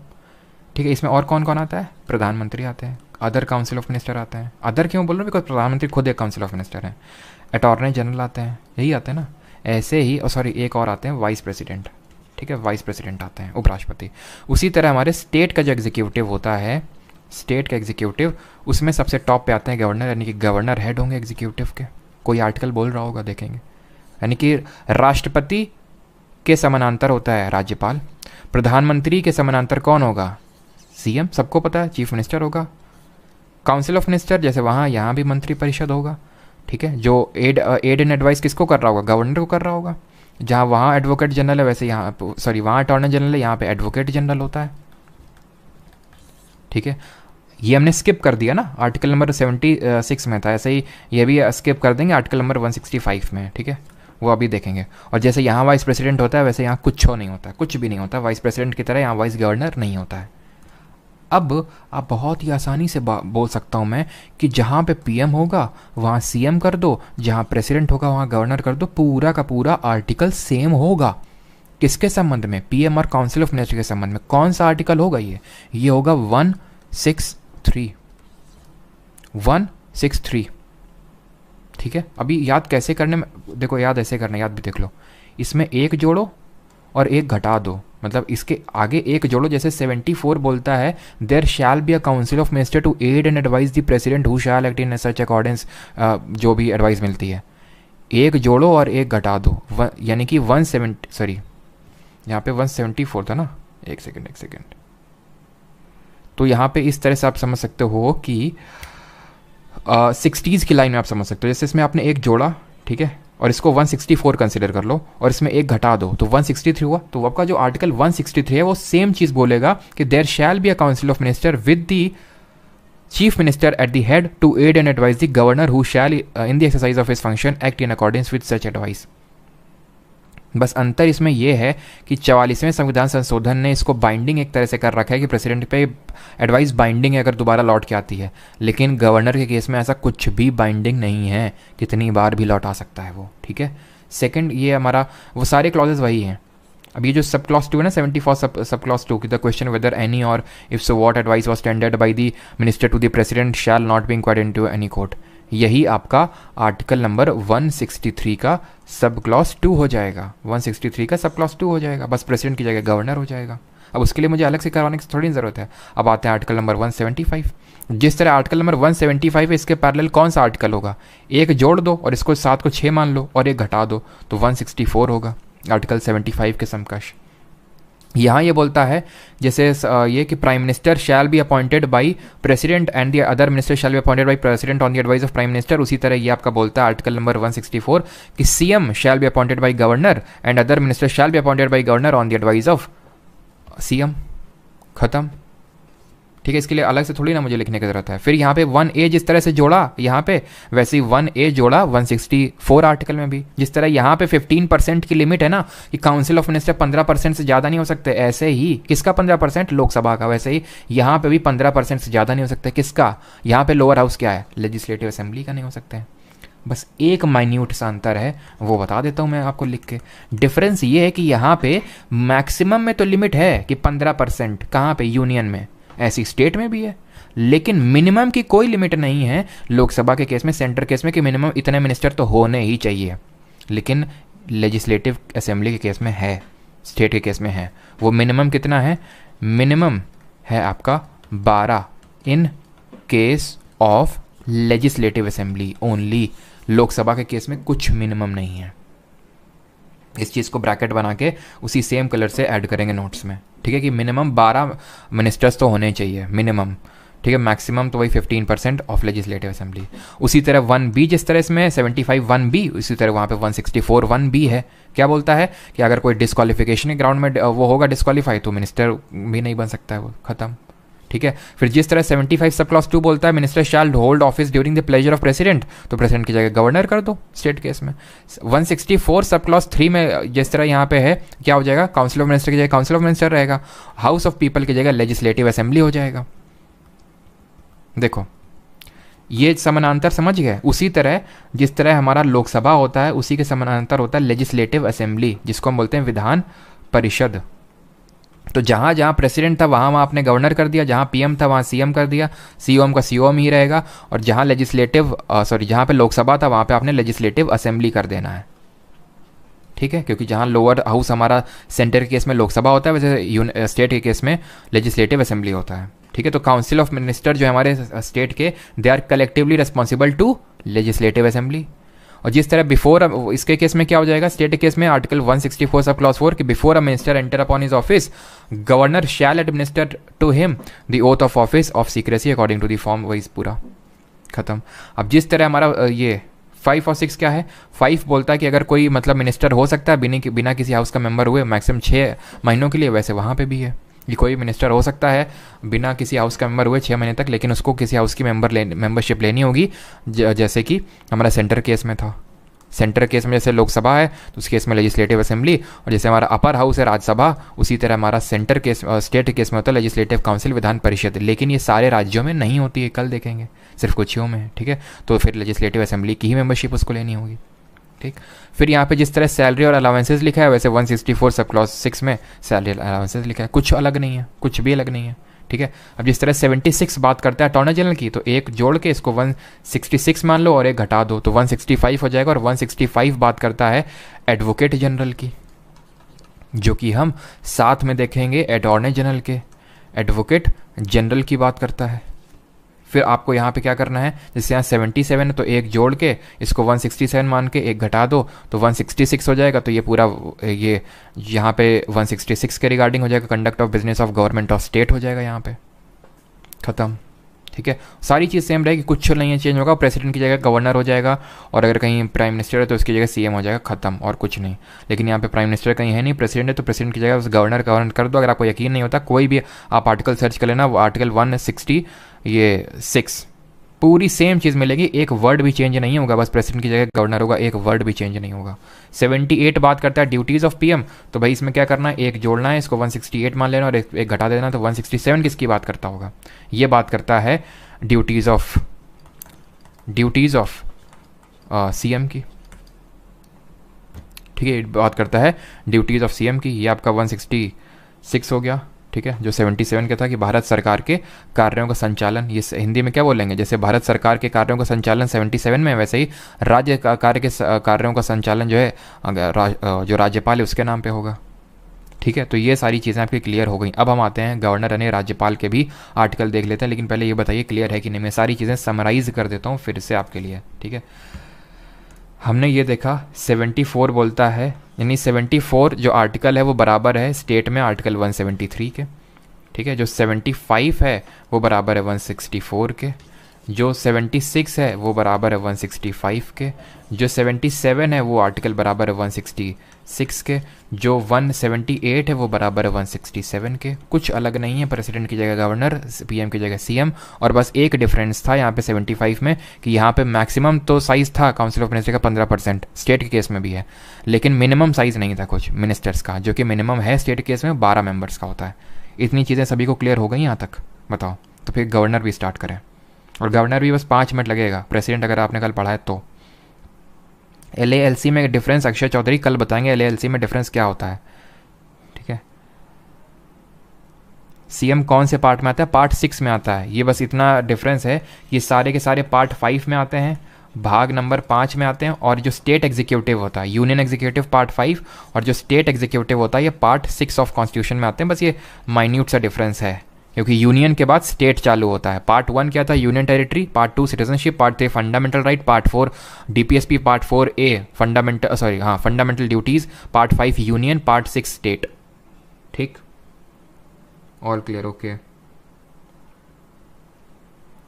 तुरंत चुना जाता है शुभ दुबे जी, ऐसा कोई कॉन्स्टिट्यूशन में लिखा नहीं कि इतने दिन में तुरंत हमें वो बनाना है किसी को। होता यही है कि वो गद्दी खाली नहीं रह सकती, इसलिए तुरंत ही सीनियर मोस्ट मेंबर को बना दिया जाता है जो उस रूलिंग पार्टी का होता है। फिर रूलिंग पार्टी जो होती है खुद बोल देती है कि ये तो टेम्प्रेरी तौर पे बना दिया तुमने सीनियर मोस्ट को, लेकिन हम चाहते हैं कि ये बने। मैंने आपको एग्जांपल भी बताया कि नेहरू जी की डेथ हुई तो तुरंत गुलजारी लाल नंदा सीनियर मोस्ट से बना दिया, लेकिन फिर कांग्रेस वाले ने बोला नहीं, लाल बहादुर शास्त्री को बनाइए। उनकी डेथ हो गई तो फिर उन्होंने जल्दी से फिर गुलजारी लाल नंदा को 13 दिन के लिए बनाया गया, लेकिन फिर से इंदिरा गांधी को बिठाया गया। तो इस तरह से होती हैं चीज़ें, ठीक है। कुछ हो नहीं है, डाउट कुछ हो नहीं है, ठीक है। अब आते हैं हमारे गवर्नर जी को, देखते हैं नहीं राज्यपाल जी क्या क्या करते हैं, इनके रिगार्डिंग कौन कौन से आर्टिकल हैं। अब ये बहुत आसान है। किस तरह से आसान है मैं आपको समझाता हूँ। अगर आपको याद है क्या प्रेसिडेंट जी के बारे में, तो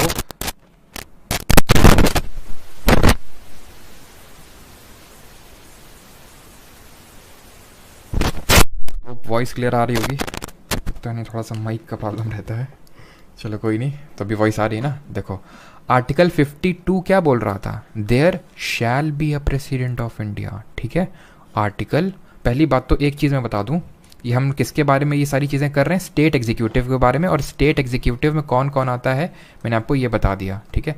स्टेट एग्जीक्यूटिव आपका पार्ट 6 में आता है, भाग नंबर 6 में आता है। आर्टिकल की अगर बात करूँ तो आर्टिकल है 153 से चालू होता है। कहाँ तक जाते हैं अभी देखते हैं, ठीक है। तो सबसे पहले 153 ही आएगा। कहाँ गए गवर्नर जी, एक सेकेंड, कहाँ लिखा था मैंने गवर्नर, चलो। तो जिस तरह हमने 52 में क्या देखा था, 52 में देखा था there shall be a president of India, Bharat का एक राष्ट्रपति होना चाहिए, ठीक है, देखा था। बस एक उधर जोड़ो, एक आगे जोड़ो और एक वैसे जोड़ दो तो 153 हो जाएगा। ये बोलता है there shall be a governor of state. 53 क्या बोल रहा था, 53 बोल रहा था एग्जीक्यूटिव पावर ऑफ यूनियन, बोल रहा था कि शैल वेस्ट इन प्रेसिडेंट, यही बोल रहा था ना। एक आगे जोड़ो और एक वैसे जोड़ दो तो 154 हो जाएगा। ये बोलता है एग्जीक्यूटिव पावर ऑफ स्टेट के बारे में, एग्जीक्यूटिव पावर ऑफ स्टेट यानी राज्य का जो एग्जीक्यूटिव पावर होता है उसके बारे में, ठीक है।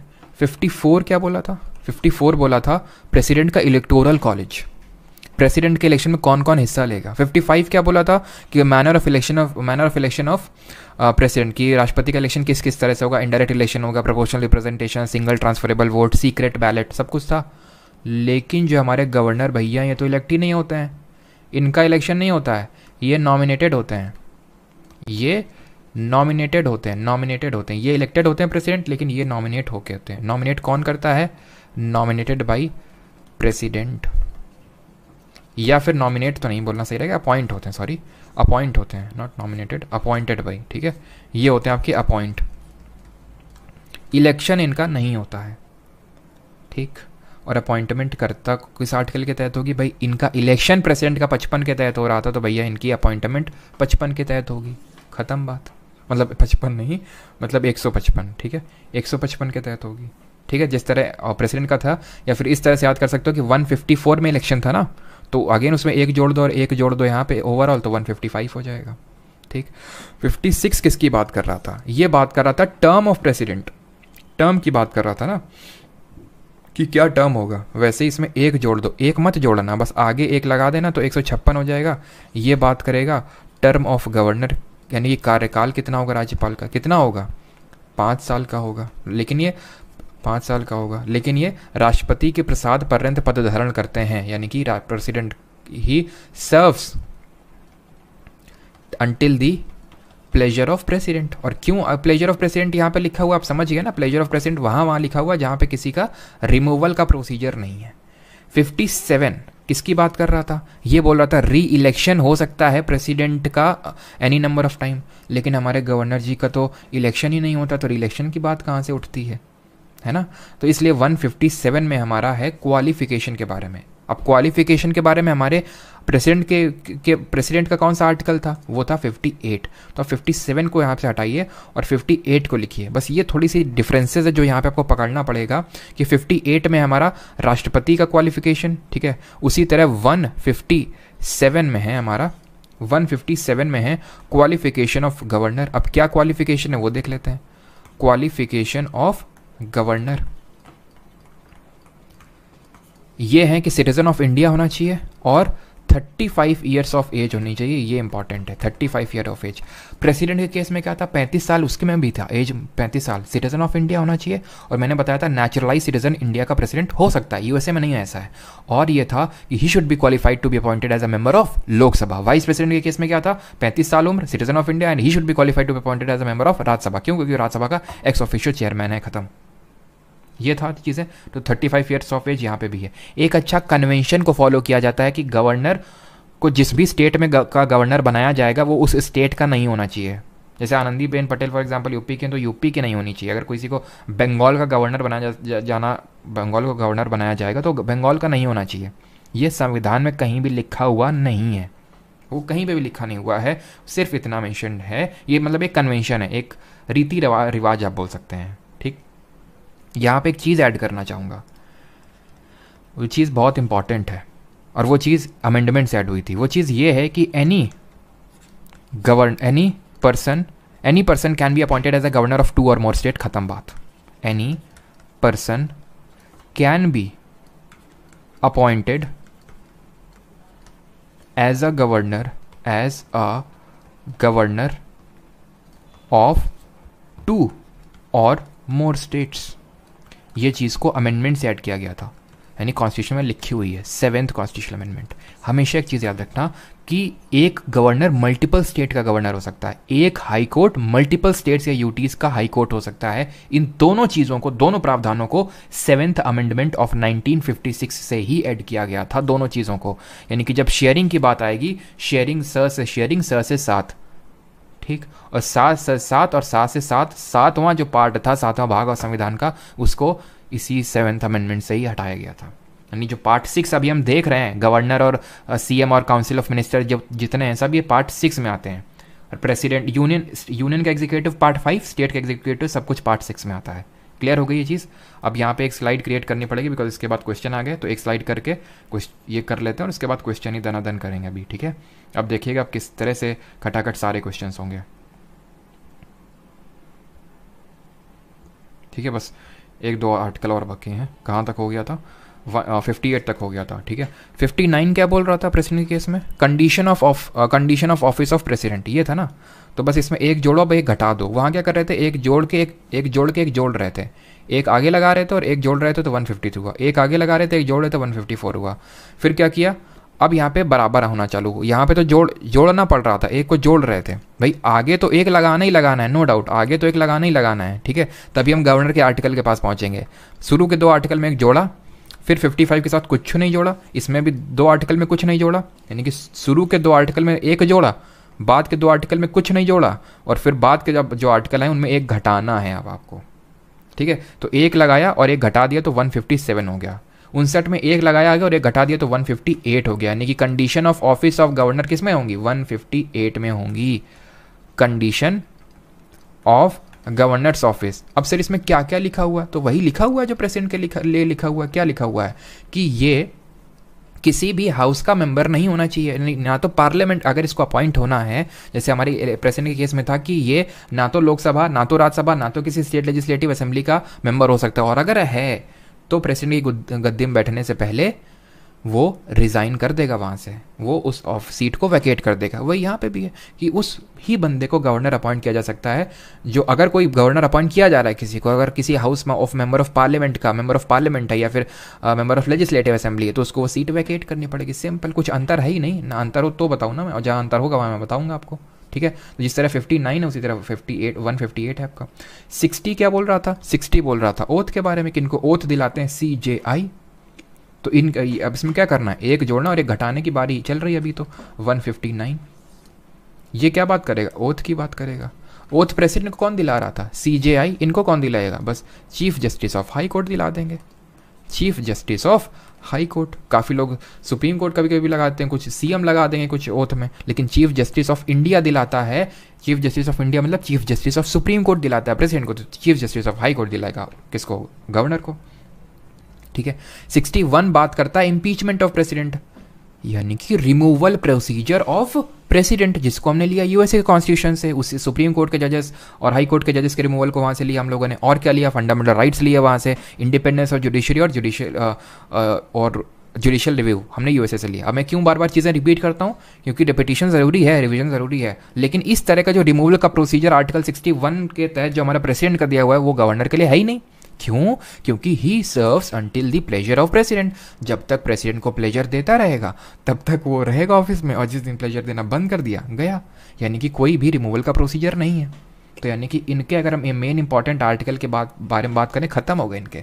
बाकी फिर भी देख लेते हैं कि 160 में क्या लिखा हुआ है। ठीक है, तो यहाँ तक तो आपको कुछ याद ही नहीं करना था, बस प्रेसिडेंट से रिलेट कर लेना था कि प्रेसिडेंट के जो शुरू 2 आर्टिकल हैं उसमें एक एक सबके आगे लगा देना है। 52 के आगे एक, 53 के आगे एक एक एक एक सबके आगे लगा देना है। शुरू के 2 आर्टिकल में एक जोड़ देना है, तो 152 में एक जोड़ोगे 153, यानी जो 52 बोलता है वही 153 बोलता है, जो 53 बोलता है वही 154 बोलता है। फिर अगले के जो 2 आर्टिकल उनमें कुछ नहीं जोड़ना है, 55 जो बोलता है वही 155 बोलता है, जो 56 बोलता है वही 156 बोलता है। और फिर जो बाकी के आपके आगे के 3 आर्टिकल हैं उनमें बस घटाते चले जाना है। जो 158 बोलता है वो 157 बोलता है, जो 59 बोलता है 158 बोलता है, जो 60 बोलता है वो 159 बोलता है। क्लियर है? अब देख लेते हैं 160 क्या बोलता है। ठीक है, क्योंकि इसका इम्पीचमेंट होता नहीं है, तो ये है पावर टू ग्रांट बोल रहा हूँ, ये होगा आपका वो डिस्चार्ज ऑफ फंक्शंस। ठीक है, discharge of the functions of governor, discharge of the functions of governor in some exigencies. For example मान लेते हैं कि गवर्नर नहीं है या फिर कुछ हो गया, तो उनके केस में कौन इनके फंक्शंस को डिस्चार्ज करेगा वो बस यहाँ पे लिखा हुआ है। ठीक है, जिस तरह का आप याद करो 162 में क्या लिखा हुआ था, time to election the fill the vacancy. अगर कोई वैकेंसी क्रिएट हो जाती है तो उस केस में किस तरह से उसको कंप्लीट किया जाएगा वो यहाँ पे लिखा हुआ, मतलब प्रेसिडेंट केस में लिखा हुआ था। 161 किसकी बात करता है? अब देखिए 161 आगे ना आ जाइए, 72 किसकी बात करता है? 72 जिस तरह बात करता है प्रेसिडेंट की पार्डनिंग पावर, उसी तरह हमारा 161, खैर यहाँ पे तो 1 और 1 वाला सिस्टम नहीं है, लेकिन फिर भी आप रिलेट कर सकते हो। जिस तरह प्रेसिडेंट का पार्डनिंग पावर दिया हुआ है उसी तरह हमारे गवर्नर का पार्डनिंग पावर दिया गया, जिसको कल मैं समझा चुका हूँ आपको। गवर्नर का पार्डनिंग पावर यानी क्षमा दान देने की शक्ति। मैंने क्या बताया था आपको, क्या अंतर होता है प्रेसिडेंट और गवर्नर के पार्डनिंग पावर में? अंतर बस 2 मामलों में होता है कि गवर्नर डेथ सेंटेंस को पार्डन नहीं कर सकता है कभी, जो प्रेसिडेंट कर सकता है, और गवर्नर कभी कोर्ट मार्शल में पार्डनिंग पावर का यूज़ नहीं कर सकता है, जो प्रेसिडेंट कर सकता है, because president is the supreme commander of the defence forces. ये कौन सा आर्टिकल बोलता है जरा बताइए कॉमेंट में। 161 हो गया। 162 आपका बोलता है कि extent of executive power of state, extent of executive power of state, यानी कि राज्य की जो कार्यपालिका की शक्ति वो कहाँ तक है? तो वहीं तक है जहाँ पे 7th शेड्यूल हम लोगों ने देखा था, 7वें अनुसूची में क्या है?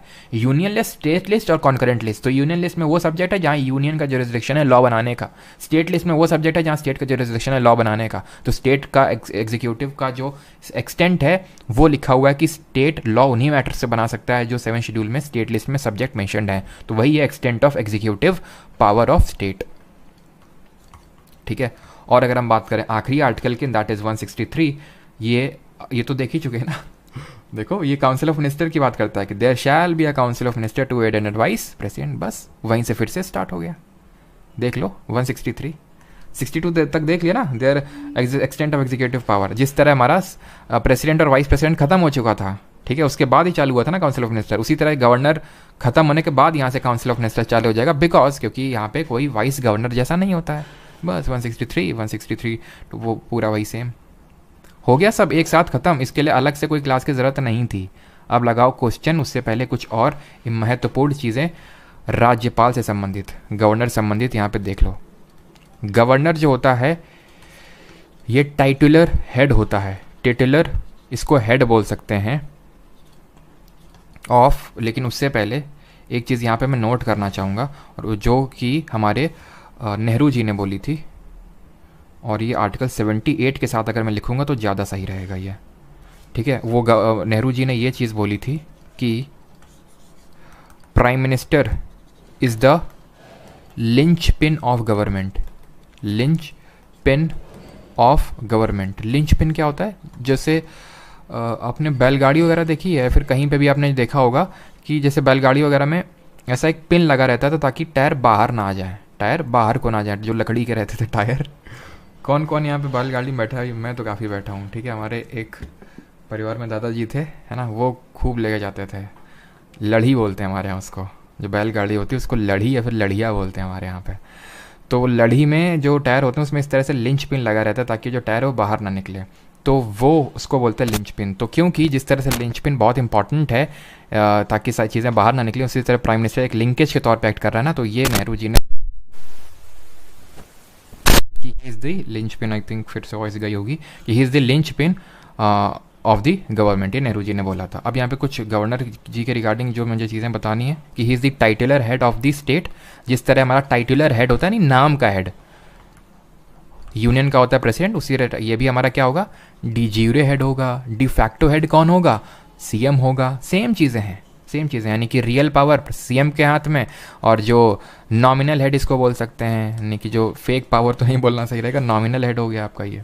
और क्या बता सकते हैं आपको इसके रिगार्डिंग कि ये एक नॉमिनी है सेंट्रल गवर्नमेंट का, he behaves like a nominee of central government, या फिर मैं बोल सकता हूँ he behaves as an agent of central government. लेकिन ये एजेंट करके जो वर्ड है ना, कहीं पे भी कॉन्स्टिट्यूशन में लिखा नहीं हुआ है, ठीक है, तो ध्यान रखना, ये होता है लेकिन कॉन्स्टिट्यूशन में कहीं लिखा हुआ नहीं, ऐसे अगर आ जाए। और सुप्रीम कोर्ट ने अपनी रूलिंग में एक चीज़ बोली थी कि गवर्नर, ठीक है, गवर्नर ऑफ अ स्टेट, क्योंकि सब लोग एजेंट एजेंट चिल्ला रहे थे ना, तो सुप्रीम कोर्ट ने क्लियर किया कि governor of a state is not a employment, is not a employment under central government, यानी ये कोई सेंट्रल गवर्नमेंट के तहत कोई पद नहीं है। ये इसलिए बोला ताकि जो गवर्नर हैं वो थोड़ा सा ट्रांसपेरेंट रूप से फंक्शन कर सकें। वैसे ट्रांसपेरेंट उतना ज़्यादा रहते तो नहीं हैं, आपने देखा सत्यपाल मलिक है ना, सबसे बेस्ट एग्जांपल है। जब उनको नहीं लगा ठीक कि बीजेपी बहुत ज़्यादा वो लगा रही रिस्ट्रिक्शन, तो उन्होंने इस्तीफा दे दिया। तो यूजुअली यही होता है कि गवर्नर उसी को अपॉइंट करते हैं हमारी सेंट्रल गवर्नमेंट, जिससे जो उनको लगता है कि अपॉइंट होने चाहिए। जैसे फॉर एग्जांपल अगर कल को कांग्रेस गवर्नमेंट मतलब बीजेपी ना रहे और कांग्रेस आ जाए फॉर एग्जांपल, जितने ज़्यादातर आप गवर्नर देख रहे हैं ना, 90% गवर्नर चेंज हो जाएंगे और फिर से नए आ जाएंगे। इसी वजह से वो प्लेजर ऑफ प्रेसिडेंट तक ही सर्व करते हैं, इसका मतलब यही है, ठीक है। और वो काउंसिल ऑफ मिनिस्टर की एडवाइस पे काम करते हैं। तो द्रौपदी मुर्मू मान लेते हैं कि उनको बीजेपी ने बनाया प्रेसिडेंट, लेकिन वो काउंसिल ऑफ मिनिस्टर की एडवाइस पे ही काम करेंगे। तो अगर उन्होंने बोला है सरकार ने, तो उनको चेंज करना ही पड़ेगा, ठीक है। तो governor of a state is not employment under central government, ये सुप्रीम कोर्ट ने बोला, तो आपको याद रखना है। और he is entitled to such emolument as parliament में डिसाइड्स, ठीक है, एंटाइटल्ड टू सच एमोल्यूमेंट, यानी वो भत्ता मिलेगा जो पार्लियामेंट डिसाइड करेगा। क्यों स्टेट क्यों नहीं डिसाइड, क्योंकि किसी एक स्टेट का गवर्नर थोड़ी ना ही है। अब मान लेते हैं आज कोई आनंदीबेन पटेल यूपी की या फिर एमपी की बन गई, तो मतलब मल्टीपल स्टेट में जाते रहते हैं इधर उधर। तो इसी वजह से entitle to such emoluments as decided by parliament, ये चीज़। और अगर मान लेते हैं कि कोई गवर्नर एक से ज़्यादा स्टेट में गवर्नर है को सर्व कर रहा है, तो उस केस में कैसे वो स्टेट सैलरी देंगे। जैसे फॉर एग्जांपल मान लेते हैं गवर्नर की सैलरी 1 लाख है, ठीक है, तो कौन सा स्टेट 50-50 हज़ार करके देंगे दोनों, या फिर 30-70 करके देंगे, कैसे देंगे वो रेशियो प्रेसिडेंट डिटरमाइन करेगा। Not that much important. आते हैं फर्स्ट क्वेश्चन पे, पूरा आपका खत्म हो गया सारी चीज़ें। First question, which of the following article deals with the appointment of PM and other minister. कौन सा हमारा निम्नलिखित में से कौन सा अनुच्छेद है जो प्रधानमंत्री और अन्य मंत्रियों की नियुक्ति से संबंधित है।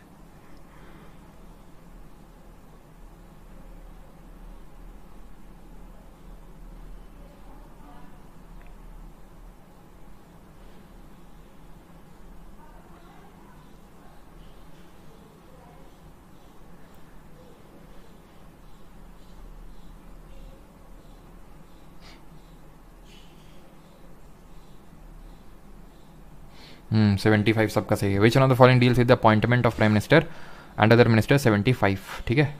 कहाँ है ये, बोलता है there shall be a council of minister, attorney general. और 72 क्या देखा था, पार्डनिंग पावर ऑफ हमारा प्रेसिडेंट अकॉर्डिंग टू द। और जो ऑर्डिनेंस वाला है वो कल देखेंगे साथ में, ठीक है। कल पूरा पार्लियामेंट और स्टेट लेजिस्लेचर एक साथ करेंगे, बहुत इंपॉर्टेंट और थोड़ा सा बड़ा है। According to the Indian constitution prime minister, sorry हाँ प्राइम मिनिस्टर होगा यहाँ पे, prime minister shall be appointed by. भारतीय संविधान के अनुसार प्रधानमंत्री की नियुक्ति किसके द्वारा की जाएगी, बताइए कौन करेगा, प्रेसिडेंट। सिंपल सा है, ठीक है। अगला, in India prime minister remains in office so long as he enjoys the.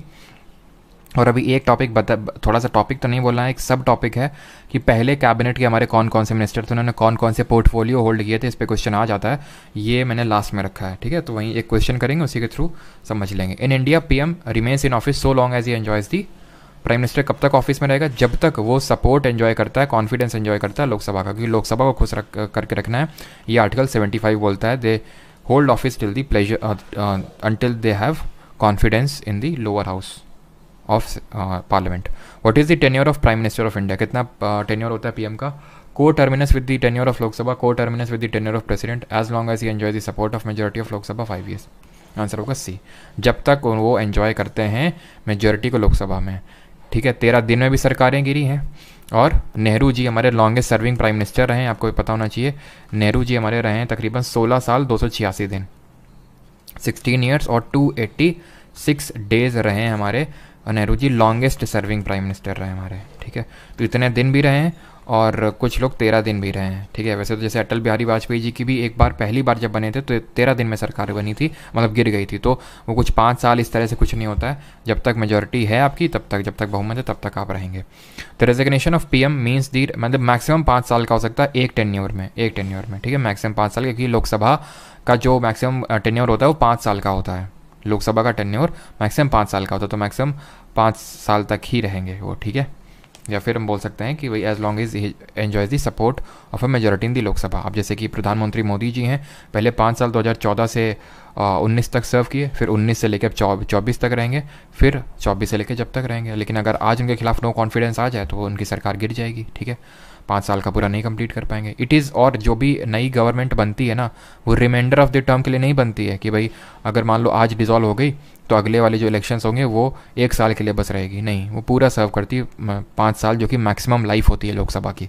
Resignation of the PM means the resignation of whole cabinet का यही मतलब होता है। बिल्कुल हमने देखा था कि अगर प्रधानमंत्री की डोर टूट गई तो पूरा सब कुछ बिखर जाएगा, नहीं सब कुछ टूट के गिर जाएगा। पहला तो सही है। It is on the advice of prime minister that the president summons and prorogues parliament and dissolves the Lok Sabha. ये भी सही है क्योंकि उसी की एडवाइस पे ही सारे काम करता है। तो ऑप्शन नंबर सी यहाँ पे सही आंसर का, बोथ 1 और 2। What is summon, what is prorogue, कल देखेंगे। समन का मतलब होता है कि बुलाना, सत्र को बुलाना, और प्रोरोक का मतलब सत्रावसान कर देना, सत्र को भंग तो नहीं बोलेंगे, ख़त्म कर देना, और जो सेशन चल रहा है उसको कर देना प्रोरोक। कल देखेंगे क्या होता है समन, क्या होता है prorogue. Which of the following circumstances the prime minister of India cannot participate in the voting on a no confidence motion against his or her government. निम्नलिखित में से किस परिस्थिति में भारत के प्रधानमंत्री अपनी सरकार के विरुद्ध अविश्वास प्रस्ताव पर मतदान में भाग नहीं ले सकते हैं? जैसे कि उनके सरकार के खिलाफ मान लेते हैं कि अविश्वास प्रस्ताव आया, ठीक है, तो ऑब्वियस ही बात है क्या करेंगे, जो उसके अगेंस्ट वोट करेंगे जो सरकार के लोग हैं, है ना, जैसे प्रधानमंत्री। लेकिन वोटिंग तभी अलाउड होती है जब आप उस सदन के सदस्य हैं। नो कॉन्फिडेंस जो मोशन है वो सिर्फ लोकसभा में ही आ सकता है, या अगेन हम लोग कल देखेंगे ओनली इन लोकसभा आ सकता है। क्यों? क्योंकि लोकसभा में सरकार को बहुमत दिखाना होता है, तो लोकसभा में ही आ सकता है, राज्यसभा में नहीं आ सकता। लेकिन अगर प्रधानमंत्री राज्यसभा के सदस्य हैं तो वो इसमें भाग नहीं ले सकते हैं, क्योंकि राज्यसभा का सदस्य लोकसभा में वोट नहीं कर सकता है और लोकसभा का राज्यसभा में वोट नहीं कर सकता है। बैठ सकता है, बोल सकता है, सब कुछ कर सकता है, लेकिन वोट अपने ही हाउस में करेगा। 7th, which article deal with the relationship between the president and prime minister? बताइए, इतना आसान सा है, 78 होता है आपका, ठीक है, 8th नंबर आता है आपका। और उसमें कौन सा हो जाएगा? हाँ, सबका सही है, ठीक। तो अब यहाँ पे आते हैं 8th नंबर क्या है? PM allocates portfolios among the ministers. PM announces government policies on the floor of the house. He can not advise the president to dismiss a minister in case of difference of opinion. तो क्यों नहीं कर सकता advice भाई president को? अगर कोई president, prime minister बोल रहा है प्रेसिडेंट को हटाओ, तो हटाना पड़ेगा। और प्राइम मिनिस्टर के पास पूरा पावर है किसी को, कि उसने काउंसिल ऑफ मिनिस्टर को अपॉइंट किया, मतलब अपॉइंट तो नहीं किया है, उसकी एडवाइस पे ही अपॉइंट किया गया प्रेसिडेंट के द्वारा, तो वो बोलेगा तो हटाना पड़ेगा अगर डिफरेंस ऑफ ओपिनियन हो गया तो, ठीक है। तो यहाँ पे आंसर होगा 1, 2। पीएम पोर्टफोलियो एलोकेट करते हैं। पोर्टफोलियो मतलब एक मिनिस्ट्री एलोकेट करते हैं, जैसे पोर्टफोलियो का मिनिस्ट्री, ये पोर्टफोलियो होते हैं। पोर्टफोलियो जो है ना हमारा सिस्टम, ये 1861 का एक इंडियन काउंसिल एक्ट आया था, 1816 का इंडियन काउंसिल एक्ट आया था, उससे शुरू हुआ था ये। जब हम लोग एक्ट वाला टॉपिक देखेंगे तो वहाँ देखेंगे इस चीज़ को, ठीक है। 9th, PM is the chairman of planning commission. PM is the principal channel of communication between the President and the Council of Ministers. He advises the President with regard to the appointment of chairman of UPSC. तो यही तो article 78 है, यही तो article 78 है, तो ये तो सही हुआ। PM प्लानिंग कमीशन का चेयरमैन, लेकिन प्लानिंग कमीशन अभी एग्जिस्टेंस में नहीं है, तो इसके समकक्ष क्या नीति आयोग है। तो बिल्कुल प्लानिंग कमीशन हमारा पहले था योजना आयोग, और जो अभी नीति आयोग है उसका जो चेयरमैन होता है वो हमारा PM ही होता है, और वो एडवाइस करता है प्रेसिडेंट को सारे मैटर्स पे। तो आंसर होगा option number D, all of the above, ठीक है। इसके साथ साथ हमारा जो प्राइम मिनिस्टर होता है ये चेयरमैन होता है इंटर स्टेट काउंसिल का भी। इंटर स्टेट काउंसिल जो आर्टिकल नंबर 263 के तहत सेटअप करता है हमारा प्रेसिडेंट। ये आपका एनडीसी नेशनल डेवलपमेंट काउंसिल का भी चेयरमैन होता है। सर एनडीसी क्या है?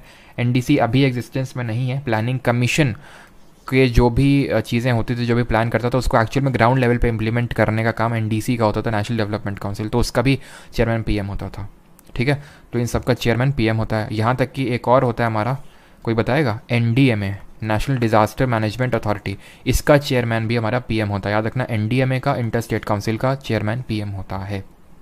और नीति आयोग का। Who among the following replaced Morarji Desai as the prime minister of India 1979? 1979 में भारत के प्रधानमंत्री के रूप में मोरारजी देसाई का स्थान किसने लिया? चंद्रशेखर जी ने, देवीलाल, जगजीवन राम यानी बाबू जगजीवन राम, या फिर चौधरी चरण सिंह? तो ये लिया था 1979 में चौधरी चरण सिंह जी ने। और जब ये आए थे इन 1979 तो इन्होंने 5 ईयर प्लान्स हटा दिए थे। कल हम लोग को पीवाई की सीरीज़ में ही देख रहे थे, इन्होंने 5 ईयर प्लान हटा दिए। और 1979 और 80 में आपके चले क्या, रोलिंग प्लान को इन्होंने इंट्रोड्यूस कर दिया। 5th 5 ईयर प्लान के बाद रोलिंग प्लान आ गया 2 साल के लिए। उसके बाद फिर से इंदिरा गांधी जी आई और फिर से 5 ईयर प्लान लेके आई, 6th 5 ईयर प्लान, ठीक है। 11th number, first Indian PM to resign from office, पद से इस्तीफा देने वाले पहले प्रधानमंत्री कौन थे? ये आपसे पूछा है। अटल बिहारी वाजपेयी, मोरारजी देसाई, एचडी देवेगौड़ा, या फिर पीवी नरसिम्हा राव? तो किसने इस्तीफा दिया था? ये इस्तीफा दिया था आपके मोरारजी देसाई ने। ऑप्शन नंबर बी सही आंसर होगा, क्योंकि उस समय ये 1976 के टाइम की बात है, इमरजेंसी वगैरह लगाई थी इंदिरा गांधी ने, तो बहुत इनके खिलाफ एलिगेशंस लगे थे पूरी गवर्नमेंट के खिलाफ, वो भी इसी का हिस्सा थे। और जनता दल से राजनारायण जी और चौधरी चरण सिंह जी ने इस्तीफा दे दिया, तो इन्होंने भी ना सिर्फ रिज़ाइन कर दिया प्राइम मिनिस्टरशिप से, बल्कि पॉलिटिक्स से भी इन्होंने रिटायरमेंट ले ली। मोरारजी देसाई जी ने पहले प्राइम मिनिस्टर थे रिज़ाइन करने वाले। Who exercises the actual executive power under the parliamentary form of government? तो जो पार्लियामेंट्री फॉर्म ऑफ गवर्नमेंट है उसमें जो एक्चुअल, जो वास्तविक कार्यकारी शक्ति है, वो उसका प्रयोग कौन करता है, यानी कि जो रियल हेड कौन होता है, रियल पावर्स किसके पास होती हैं? लेजिस्लेटिव असेंबली डिसॉल्व हो गई तो सेम एज लोकसभा जैसा होगा, बिल्कुल डीपीजी, बिल्कुल वैसा ही होगा, ठीक है।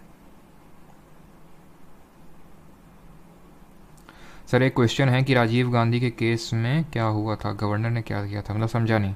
गवर्नर ने कुछ नहीं किया होगा, प्रेसिडेंट ने किया होगा, राष्ट्रपति ने किया होगा। राष्ट्रपति ने पूछा कि कोई किसको आप अपॉइंट करना चाहेंगे, तो जो मतलब एक तरह से जो गवर्नमेंट जिस पे, या फिर एक पार्टी जिस पे एक मेजॉरिटी थी जो कि कांग्रेस ही थी, उससे बोला कि आप अपना लीडर चुन लो और उसको अपॉइंट कर दिया, ठीक है।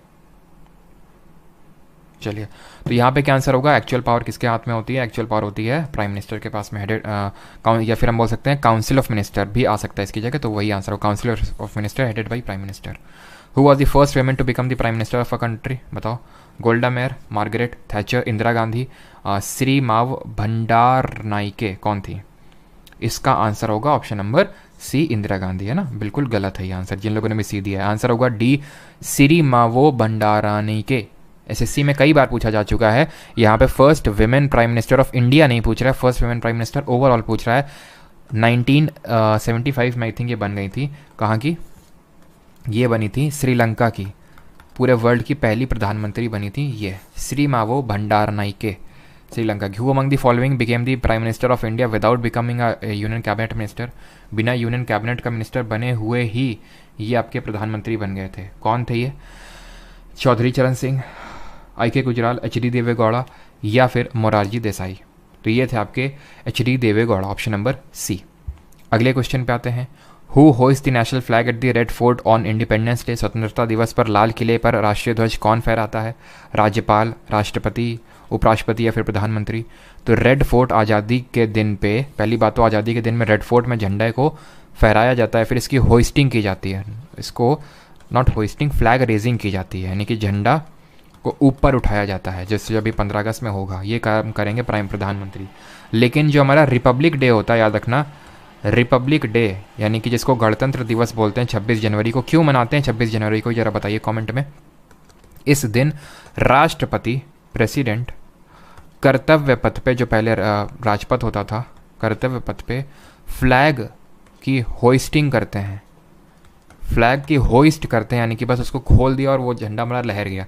ये क्या है कि रेज हो रहा है, उठ रहा है धीरे धीरे, यानी कि ये दर्शाता है हमारी इंडिपेंडेंस को, आज़ादी को। यानी ब्रिटेन का झंडा नीचे जाएगा, हमारा झंडा ऊपर आ रहा है धीरे धीरे, और ये सिग्निफाई करता है इंडिपेंडेंस डे। और 26 जनवरी को इसलिए मनाते हैं बिकॉज सबसे पहली बात तो 26 जनवरी 1930 को पहला इंडिपेंडेंस डे सेलिब्रेट किया गया था। ये डिसाइड किया गया था लाहौर सेशन जो कांग्रेस का हुआ था 1929 में उसमें, और इसी दिन 26 जनवरी 1950 को हमने अपने संविधान को अपनाया था, नहीं लागू किया था, ठीक है। बिकॉज अपनाया नहीं, अडॉप्ट तो किया था 26 नवंबर 1949 को, बट एनफोर्स किया था 26 जनवरी 1950 को। लेकिन कुछ प्रोविजंस 26 जनवरी 1949 को ही एनफोर्स कर दिए थे relating to citizenship and provisional parliament और elections. 16th, which of the following PM has served a term of 13 days? 13 दिन तक कौन प्रधानमंत्री रहा था? वाजपेयी जी, मोरारजी देसाई, चरण सिंह या फिर नेहरू जी? अटल बिहारी वाजपेयी 13 दिन तक मात्र रहे थे, फिर उसके बाद फिर से आए तो फिर उन्होंने कंप्लीट टेन्योर सर्व किया था, ठीक है। 17th, बिकॉज इनके खिलाफ नो कॉन्फिडेंस मोशन, अविश्वास प्रस्ताव पारित हो गया था। Who has served maximum time as the prime minister of India? और पता है अविश्वास प्रस्ताव कब पारित होता है? नो कॉन्फिडेंस, जब विपक्ष को लगता है कि सरकार के पास मेजोरिटी नहीं है। जैसे फॉर एग्जाम्पल 272 मान लेते हैं सीट चाहिए जीतने के लिए, और कोई सरकार बनी है 275 सीट जीत के, यानी कि एकदम वर्ज, एकदम मार्जिन में खड़ी हुई है। अगर 4 भी विधायक थोड़ा इधर हो गए, इधर के उधर हो गए, 4 से 5, सरकार गिर जाएगी, ठीक है। तो who has served maximum time as the prime minister of India? ये हमारे नेहरू जी। अभी मैंने आपको बताया टोटल 16 दिन 286 16 साल 286 दिन। इसके बाद आपका लॉन्गेस्ट सर्व किया प्रधानमंत्री इंदिरा गांधी जी ने, ठीक है। Union of council of minister से रिलेटेड क्वेश्चन देख सकते हैं, तो इसमें काफ़ी तरह के आते हैं आपके, ठीक है। कैबिनेट मिनिस्टर आते हैं, मिनिस्टर ऑफ स्टेट आते हैं, डिप्टी मिनिस्टर आते हैं, और पार्लियामेंट्री सेक्रेटरीज नहीं आते हैं इसमें, ठीक है। इनको बोलना सही नहीं रहेगा काउंसिल ऑफ मिनिस्टर में, लेकिन ये डेफिनेशन कहीं पे भी आपका इसमें नहीं लिखा हुआ है कॉन्स्टिट्यूशन में। पहला क्वेश्चन है, there shall be a council of minister with the prime minister at the head to aid and advise. कौन सा होगा? 74/1, ठीक है, सिंपल। अगला क्या है? और 74/2 क्या बोलता है कि जो एडवाइस देंगे ना, ये किसी भी कोर्ट में इंक्वायर नहीं की जा सकती। ये 74/2 में खत्म। Union council of minister consist of, इसमें कौन कौन आता है काउंसिल ऑफ मिनिस्टर में? कैबिनेट मिनिस्टर आता है, मिनिस्टर ऑफ स्टेट आता है, डिप्टी मिनिस्टर आता है, खत्म। 20th बताइए, काउंसिल ऑफ मिनिस्टर कलेक्टिवली किसको रिस्पॉन्सिबल होते हैं? मंत्री परिषद सामूहिक तौर से। तो इंडिविजुअल तौर से रिस्पॉन्सिबल होते हैं प्रेसिडेंट को, क्योंकि वो लिखा हुआ है कि आर्टिकल 75 में सब क्लॉज 2 में कि इंडिविजुअली रिस्पॉन्सिबल है टुवर्ड्स प्रेसिडेंट, ठीक है। तब तक रहेंगे जब तक प्लेजर देते रहेंगे प्रेसिडेंट को। कलेक्टिवली रिस्पॉन्सिबल है लोकसभा को। ऐसे ही हमारे जो चीफ काउंसिल ऑफ मिनिस्टर हैं, अगर हम बात करें स्टेट के केस में, तो कलेक्टिवली किसको रिस्पॉन्सिबल होंगे? लेजिस्लेटिव असेंबली, विधानसभा को। विच of the following provisions of the Indian constitution deals with the appointment and dismissal of the council of minister? कौन सा डील करता है डिसमिसल और अपॉइंटमेंट और डिसमिसल दोनों से? अपॉइंटमेंट 75 सब क्लॉज 1, डिसमिसल याद करो, डिसमिसल 75 सब क्लॉज 3, कि they are collectively responsible to the Lok Sabha. यानी कि अगर नहीं उनके कॉन्फिडेंस है तो लोकसभा से, अगर कॉन्फिडेंस नहीं, मेजोरिटी नहीं है, तो पूरा एक साथ डिसमिस होंगे, सब हटना पड़ेगा, तो 75। How many union minister can be included in the council of minister of the union? Union में कितने काउंसिल ऑफ मिनिस्टर हो सकते हैं मैक्सिमम? कितने हो सकते हैं? याद करिए 91st अमेंडमेंट को, ठीक है। किस में लिखा हुआ है? Article number 75(1) sub clause A में लिखा हुआ है। 91st अमेंडमेंट ने यह बोला था कि मैक्सिमम 15% हो सकते हैं। स्टेट के केस में भी 15% हो सकते हैं, और स्टेट के केस में मिनिमम 12 हो सकते हैं, लेकिन यहाँ कुछ नहीं है। बस एक एक्सेप्शन याद रखना, दिल्ली के केस में ये जो 15% है वो 10% है दिल्ली के केस में, बस सिर्फ दिल्ली के केस में, कि वहाँ की लेजिस्लेटिव असेंबली का 10% ही मैक्सिमम काउंसिल ऑफ मिनिस्टर हो सकते हैं। इस चीज़ को 69th जो कॉन्स्टिट्यूशनल अमेंडमेंट है, जिसने कि national union territory of Delhi को national capital territory of Delhi घोषित किया था 69th अमेंडमेंट ने, उसी ने बोला था कि 10% हो सकते हैं दिल्ली में maximum. 23rd, council of minister of central government comes into existence only after. तो केंद्र सरकार का मंत्रिपरिषद कब अस्तित्व में आता है? जब all the minister take the oath, the prime minister has taken the oath of office, या फिर winning the confidence of parliament. तो तभी आपके आएंगे कॉन्फिडेंस, तभी आएंगे जब ऑल द मिनिस्टर, नहीं, जब प्राइम मिनिस्टर आ जाएगा, वो ओथ ले लेगा, जब उसको शपथ दिला देगा प्रेसिडेंट, तभी काउंसिल ऑफ मिनिस्टर आएंगे एग्जिस्टेंस में। 24th, who chairs the meeting of council of minister? कौन करता है मंत्रिपरिषद की बैठक की अध्यक्षता? प्राइम मिनिस्टर करेगा, सिंपल, ठीक है। अब ये क्वेश्चन आप अपने आप से करेंगे। अब ये क्वेश्चन, किस मिनिस्ट्री को ग्रीन मिनिस्ट्री बोलते हैं? ठीक है, खुद से करेंगे, बहुत आसान सा है, एनवायरनमेंट एंड फॉरेस्ट। अब यहाँ से देखिए क्वेश्चन पहला, मतलब पहला नहीं 26, यहाँ से हम लोग देखेंगे पहली कैबिनेट के बारे में। द क्वेश्चन इज 26 नंबर का, कि first law minister of independent India was, स्वतंत्र भारत के प्रथम कानून मंत्री कौन थे? MC सीतलवार, BR अम्बेडकर, कैलाश नाथ काटजू, राफ़ी अहमद किदवई। अब यहाँ पे यार एक सेकेंड, नो, एक सेकंड रुकिएगा, यहाँ पर मैंने लगाया तो था,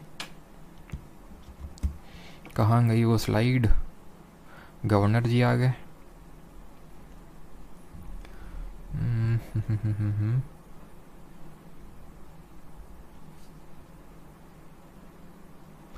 चलो कोई नहीं, यहाँ पे मैं लिखवा ही देता हूँ आपको। जल्दी से बताइए फर्स्ट फॉरेन मिनिस्टर कौन थे इंडिया के? पहले हमारे जो पहली कैबिनेट बनी थी, पहले हमारे जनरल इलेक्शन देश में हुए थे 1951 और 1952 के बीच में, ठीक है। और हमारी पहली कैबिनेट बनी थी, उसमें पोर्टफोलियो किसने कौन सा होल्ड किया था? मुझे ये बताइए, जब तक जनरल इलेक्शन हो गए, एक हमारी पहली सरकार नहीं बनी थी, तब तक किसने लॉ बनाने का काम किया था? Who served as the first parliament of India? किसने सर्व किया था, ये आपको बताना है जल्दी से। चलिए, तो नेहरू जी हमारे पहले कैबिनेट के प्राइम मिनिस्टर थे। He was the first prime minister हम बोल सकते हैं।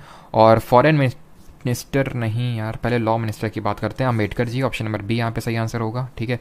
यहाँ पे मैं लिख देता हूँ सरदार पटेल, ये हमारे थे पहले होम मिनिस्टर।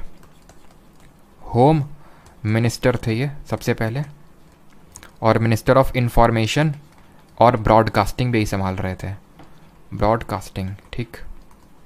अच्छा, यहाँ पे मैं नेहरू जी की रिगार्डिंग लिख देता हूँ। नेहरू जी प्राइम मिनिस्टर तो थे ही, ये तो सबको पता है, लेकिन इसके अलावा क्या पोर्टफोलियो हेल्ड कर रहे थे?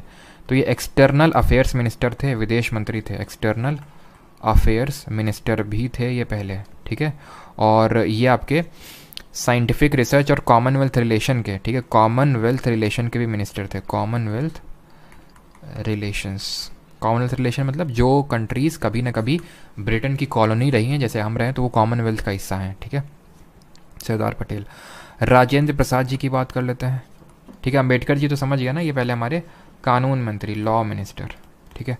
राजेंद्र प्रसाद जी की अगर बात कर लें तो ये हमारे फूड और एग्रीकल्चर मिनिस्टर थे, फूड एंड एग्रीकल्चर मिनिस्टर थे।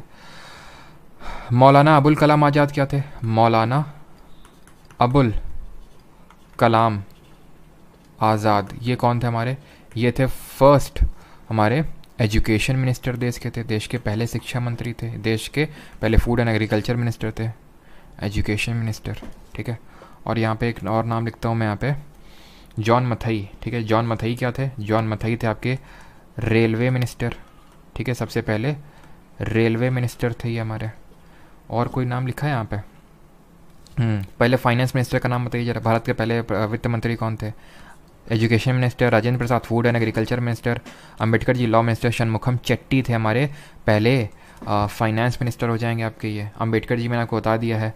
अच्छा, लेबर मिनिस्टर अगर बात करें, ठीक है, लेबर मिनिस्टर पहले देश के थे बाबू जगजीवन राम, ठीक है, बाबू जगजीवन राम। और डिफेंस मिनिस्टर है क्या?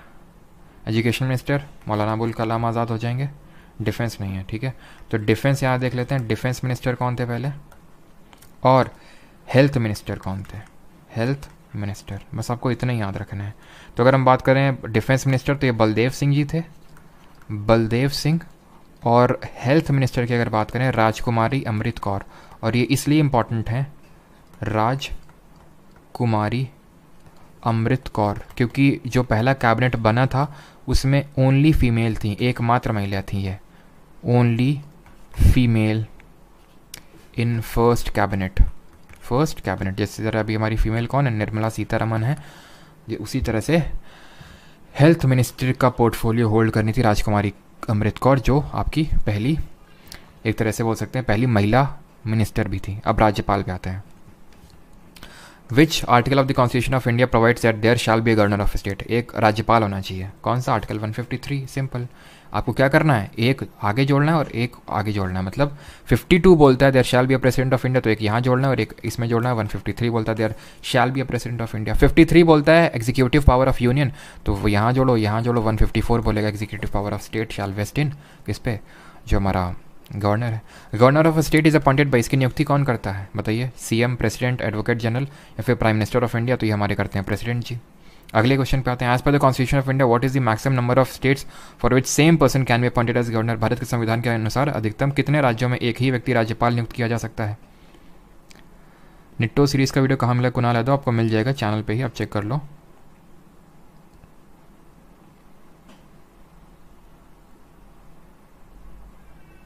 चलो, तो यहाँ पे कोई लिमिट नहीं होती है, ठीक है, ध्यान रखना, कोई लिमिट नहीं होती, 2 या 2 से ज़्यादा स्टेट का बन सकता है। 7th अमेंडमेंट आपको याद आना चाहिए, बाकी कोई लिमिट मेंशन नहीं है।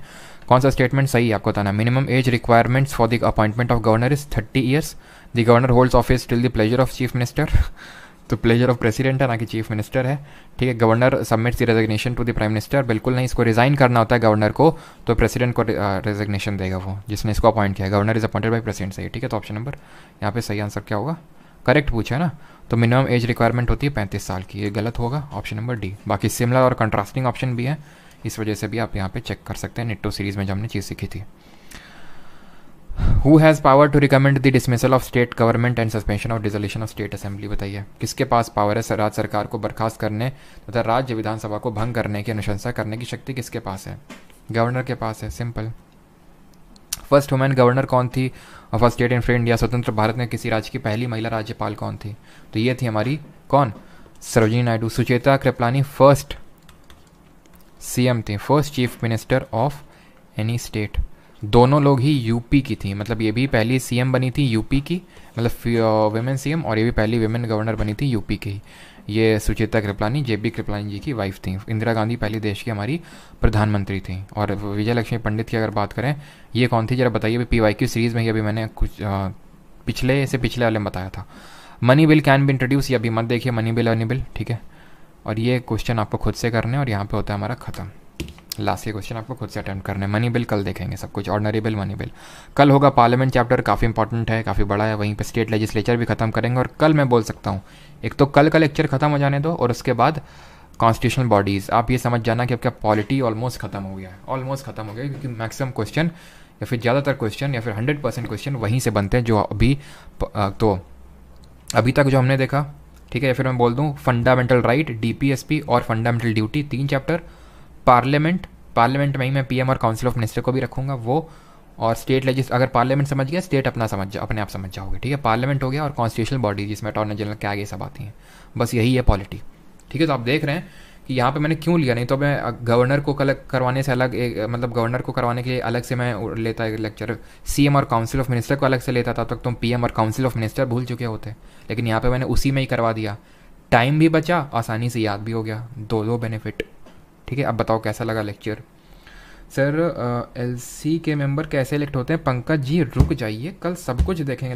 LC लेजिस्लेटिव काउंसिल में किस तरह इलेक्शन होता है, किस तरह गवर्नर हमारा नॉमिनेट करता है। उसमें होता है 1/3 लेजिस्लेटिव असेंबली से इलेक्ट होकर आते हैं, 1/3 आपके आते हैं जो लोकल बॉडीज़ हैं जैसे म्यूनिसपैलिटी वगैरह हो गए, 1/12 आते हैं आपके टीचर्स करते हैं, 1/12 आपके ग्रेजुएट्स करते हैं, और 1/6 करते हैं नॉमिनेट गवर्नर हमारे। वो सब कल देखेंगे भाई, क्यों आप वो कर रहे हैं। प्लेजर आया सर आज, हाँ आज के लेक्चर में तो है प्लेजर आना चाहिए। हाँ शाम की क्लास का नोट्स नहीं मिला। नोट्स क्या वही है कि चलो देखते हैं, नोट्स का थोड़ा सा परमानेंट टाइप करना पड़ेगा।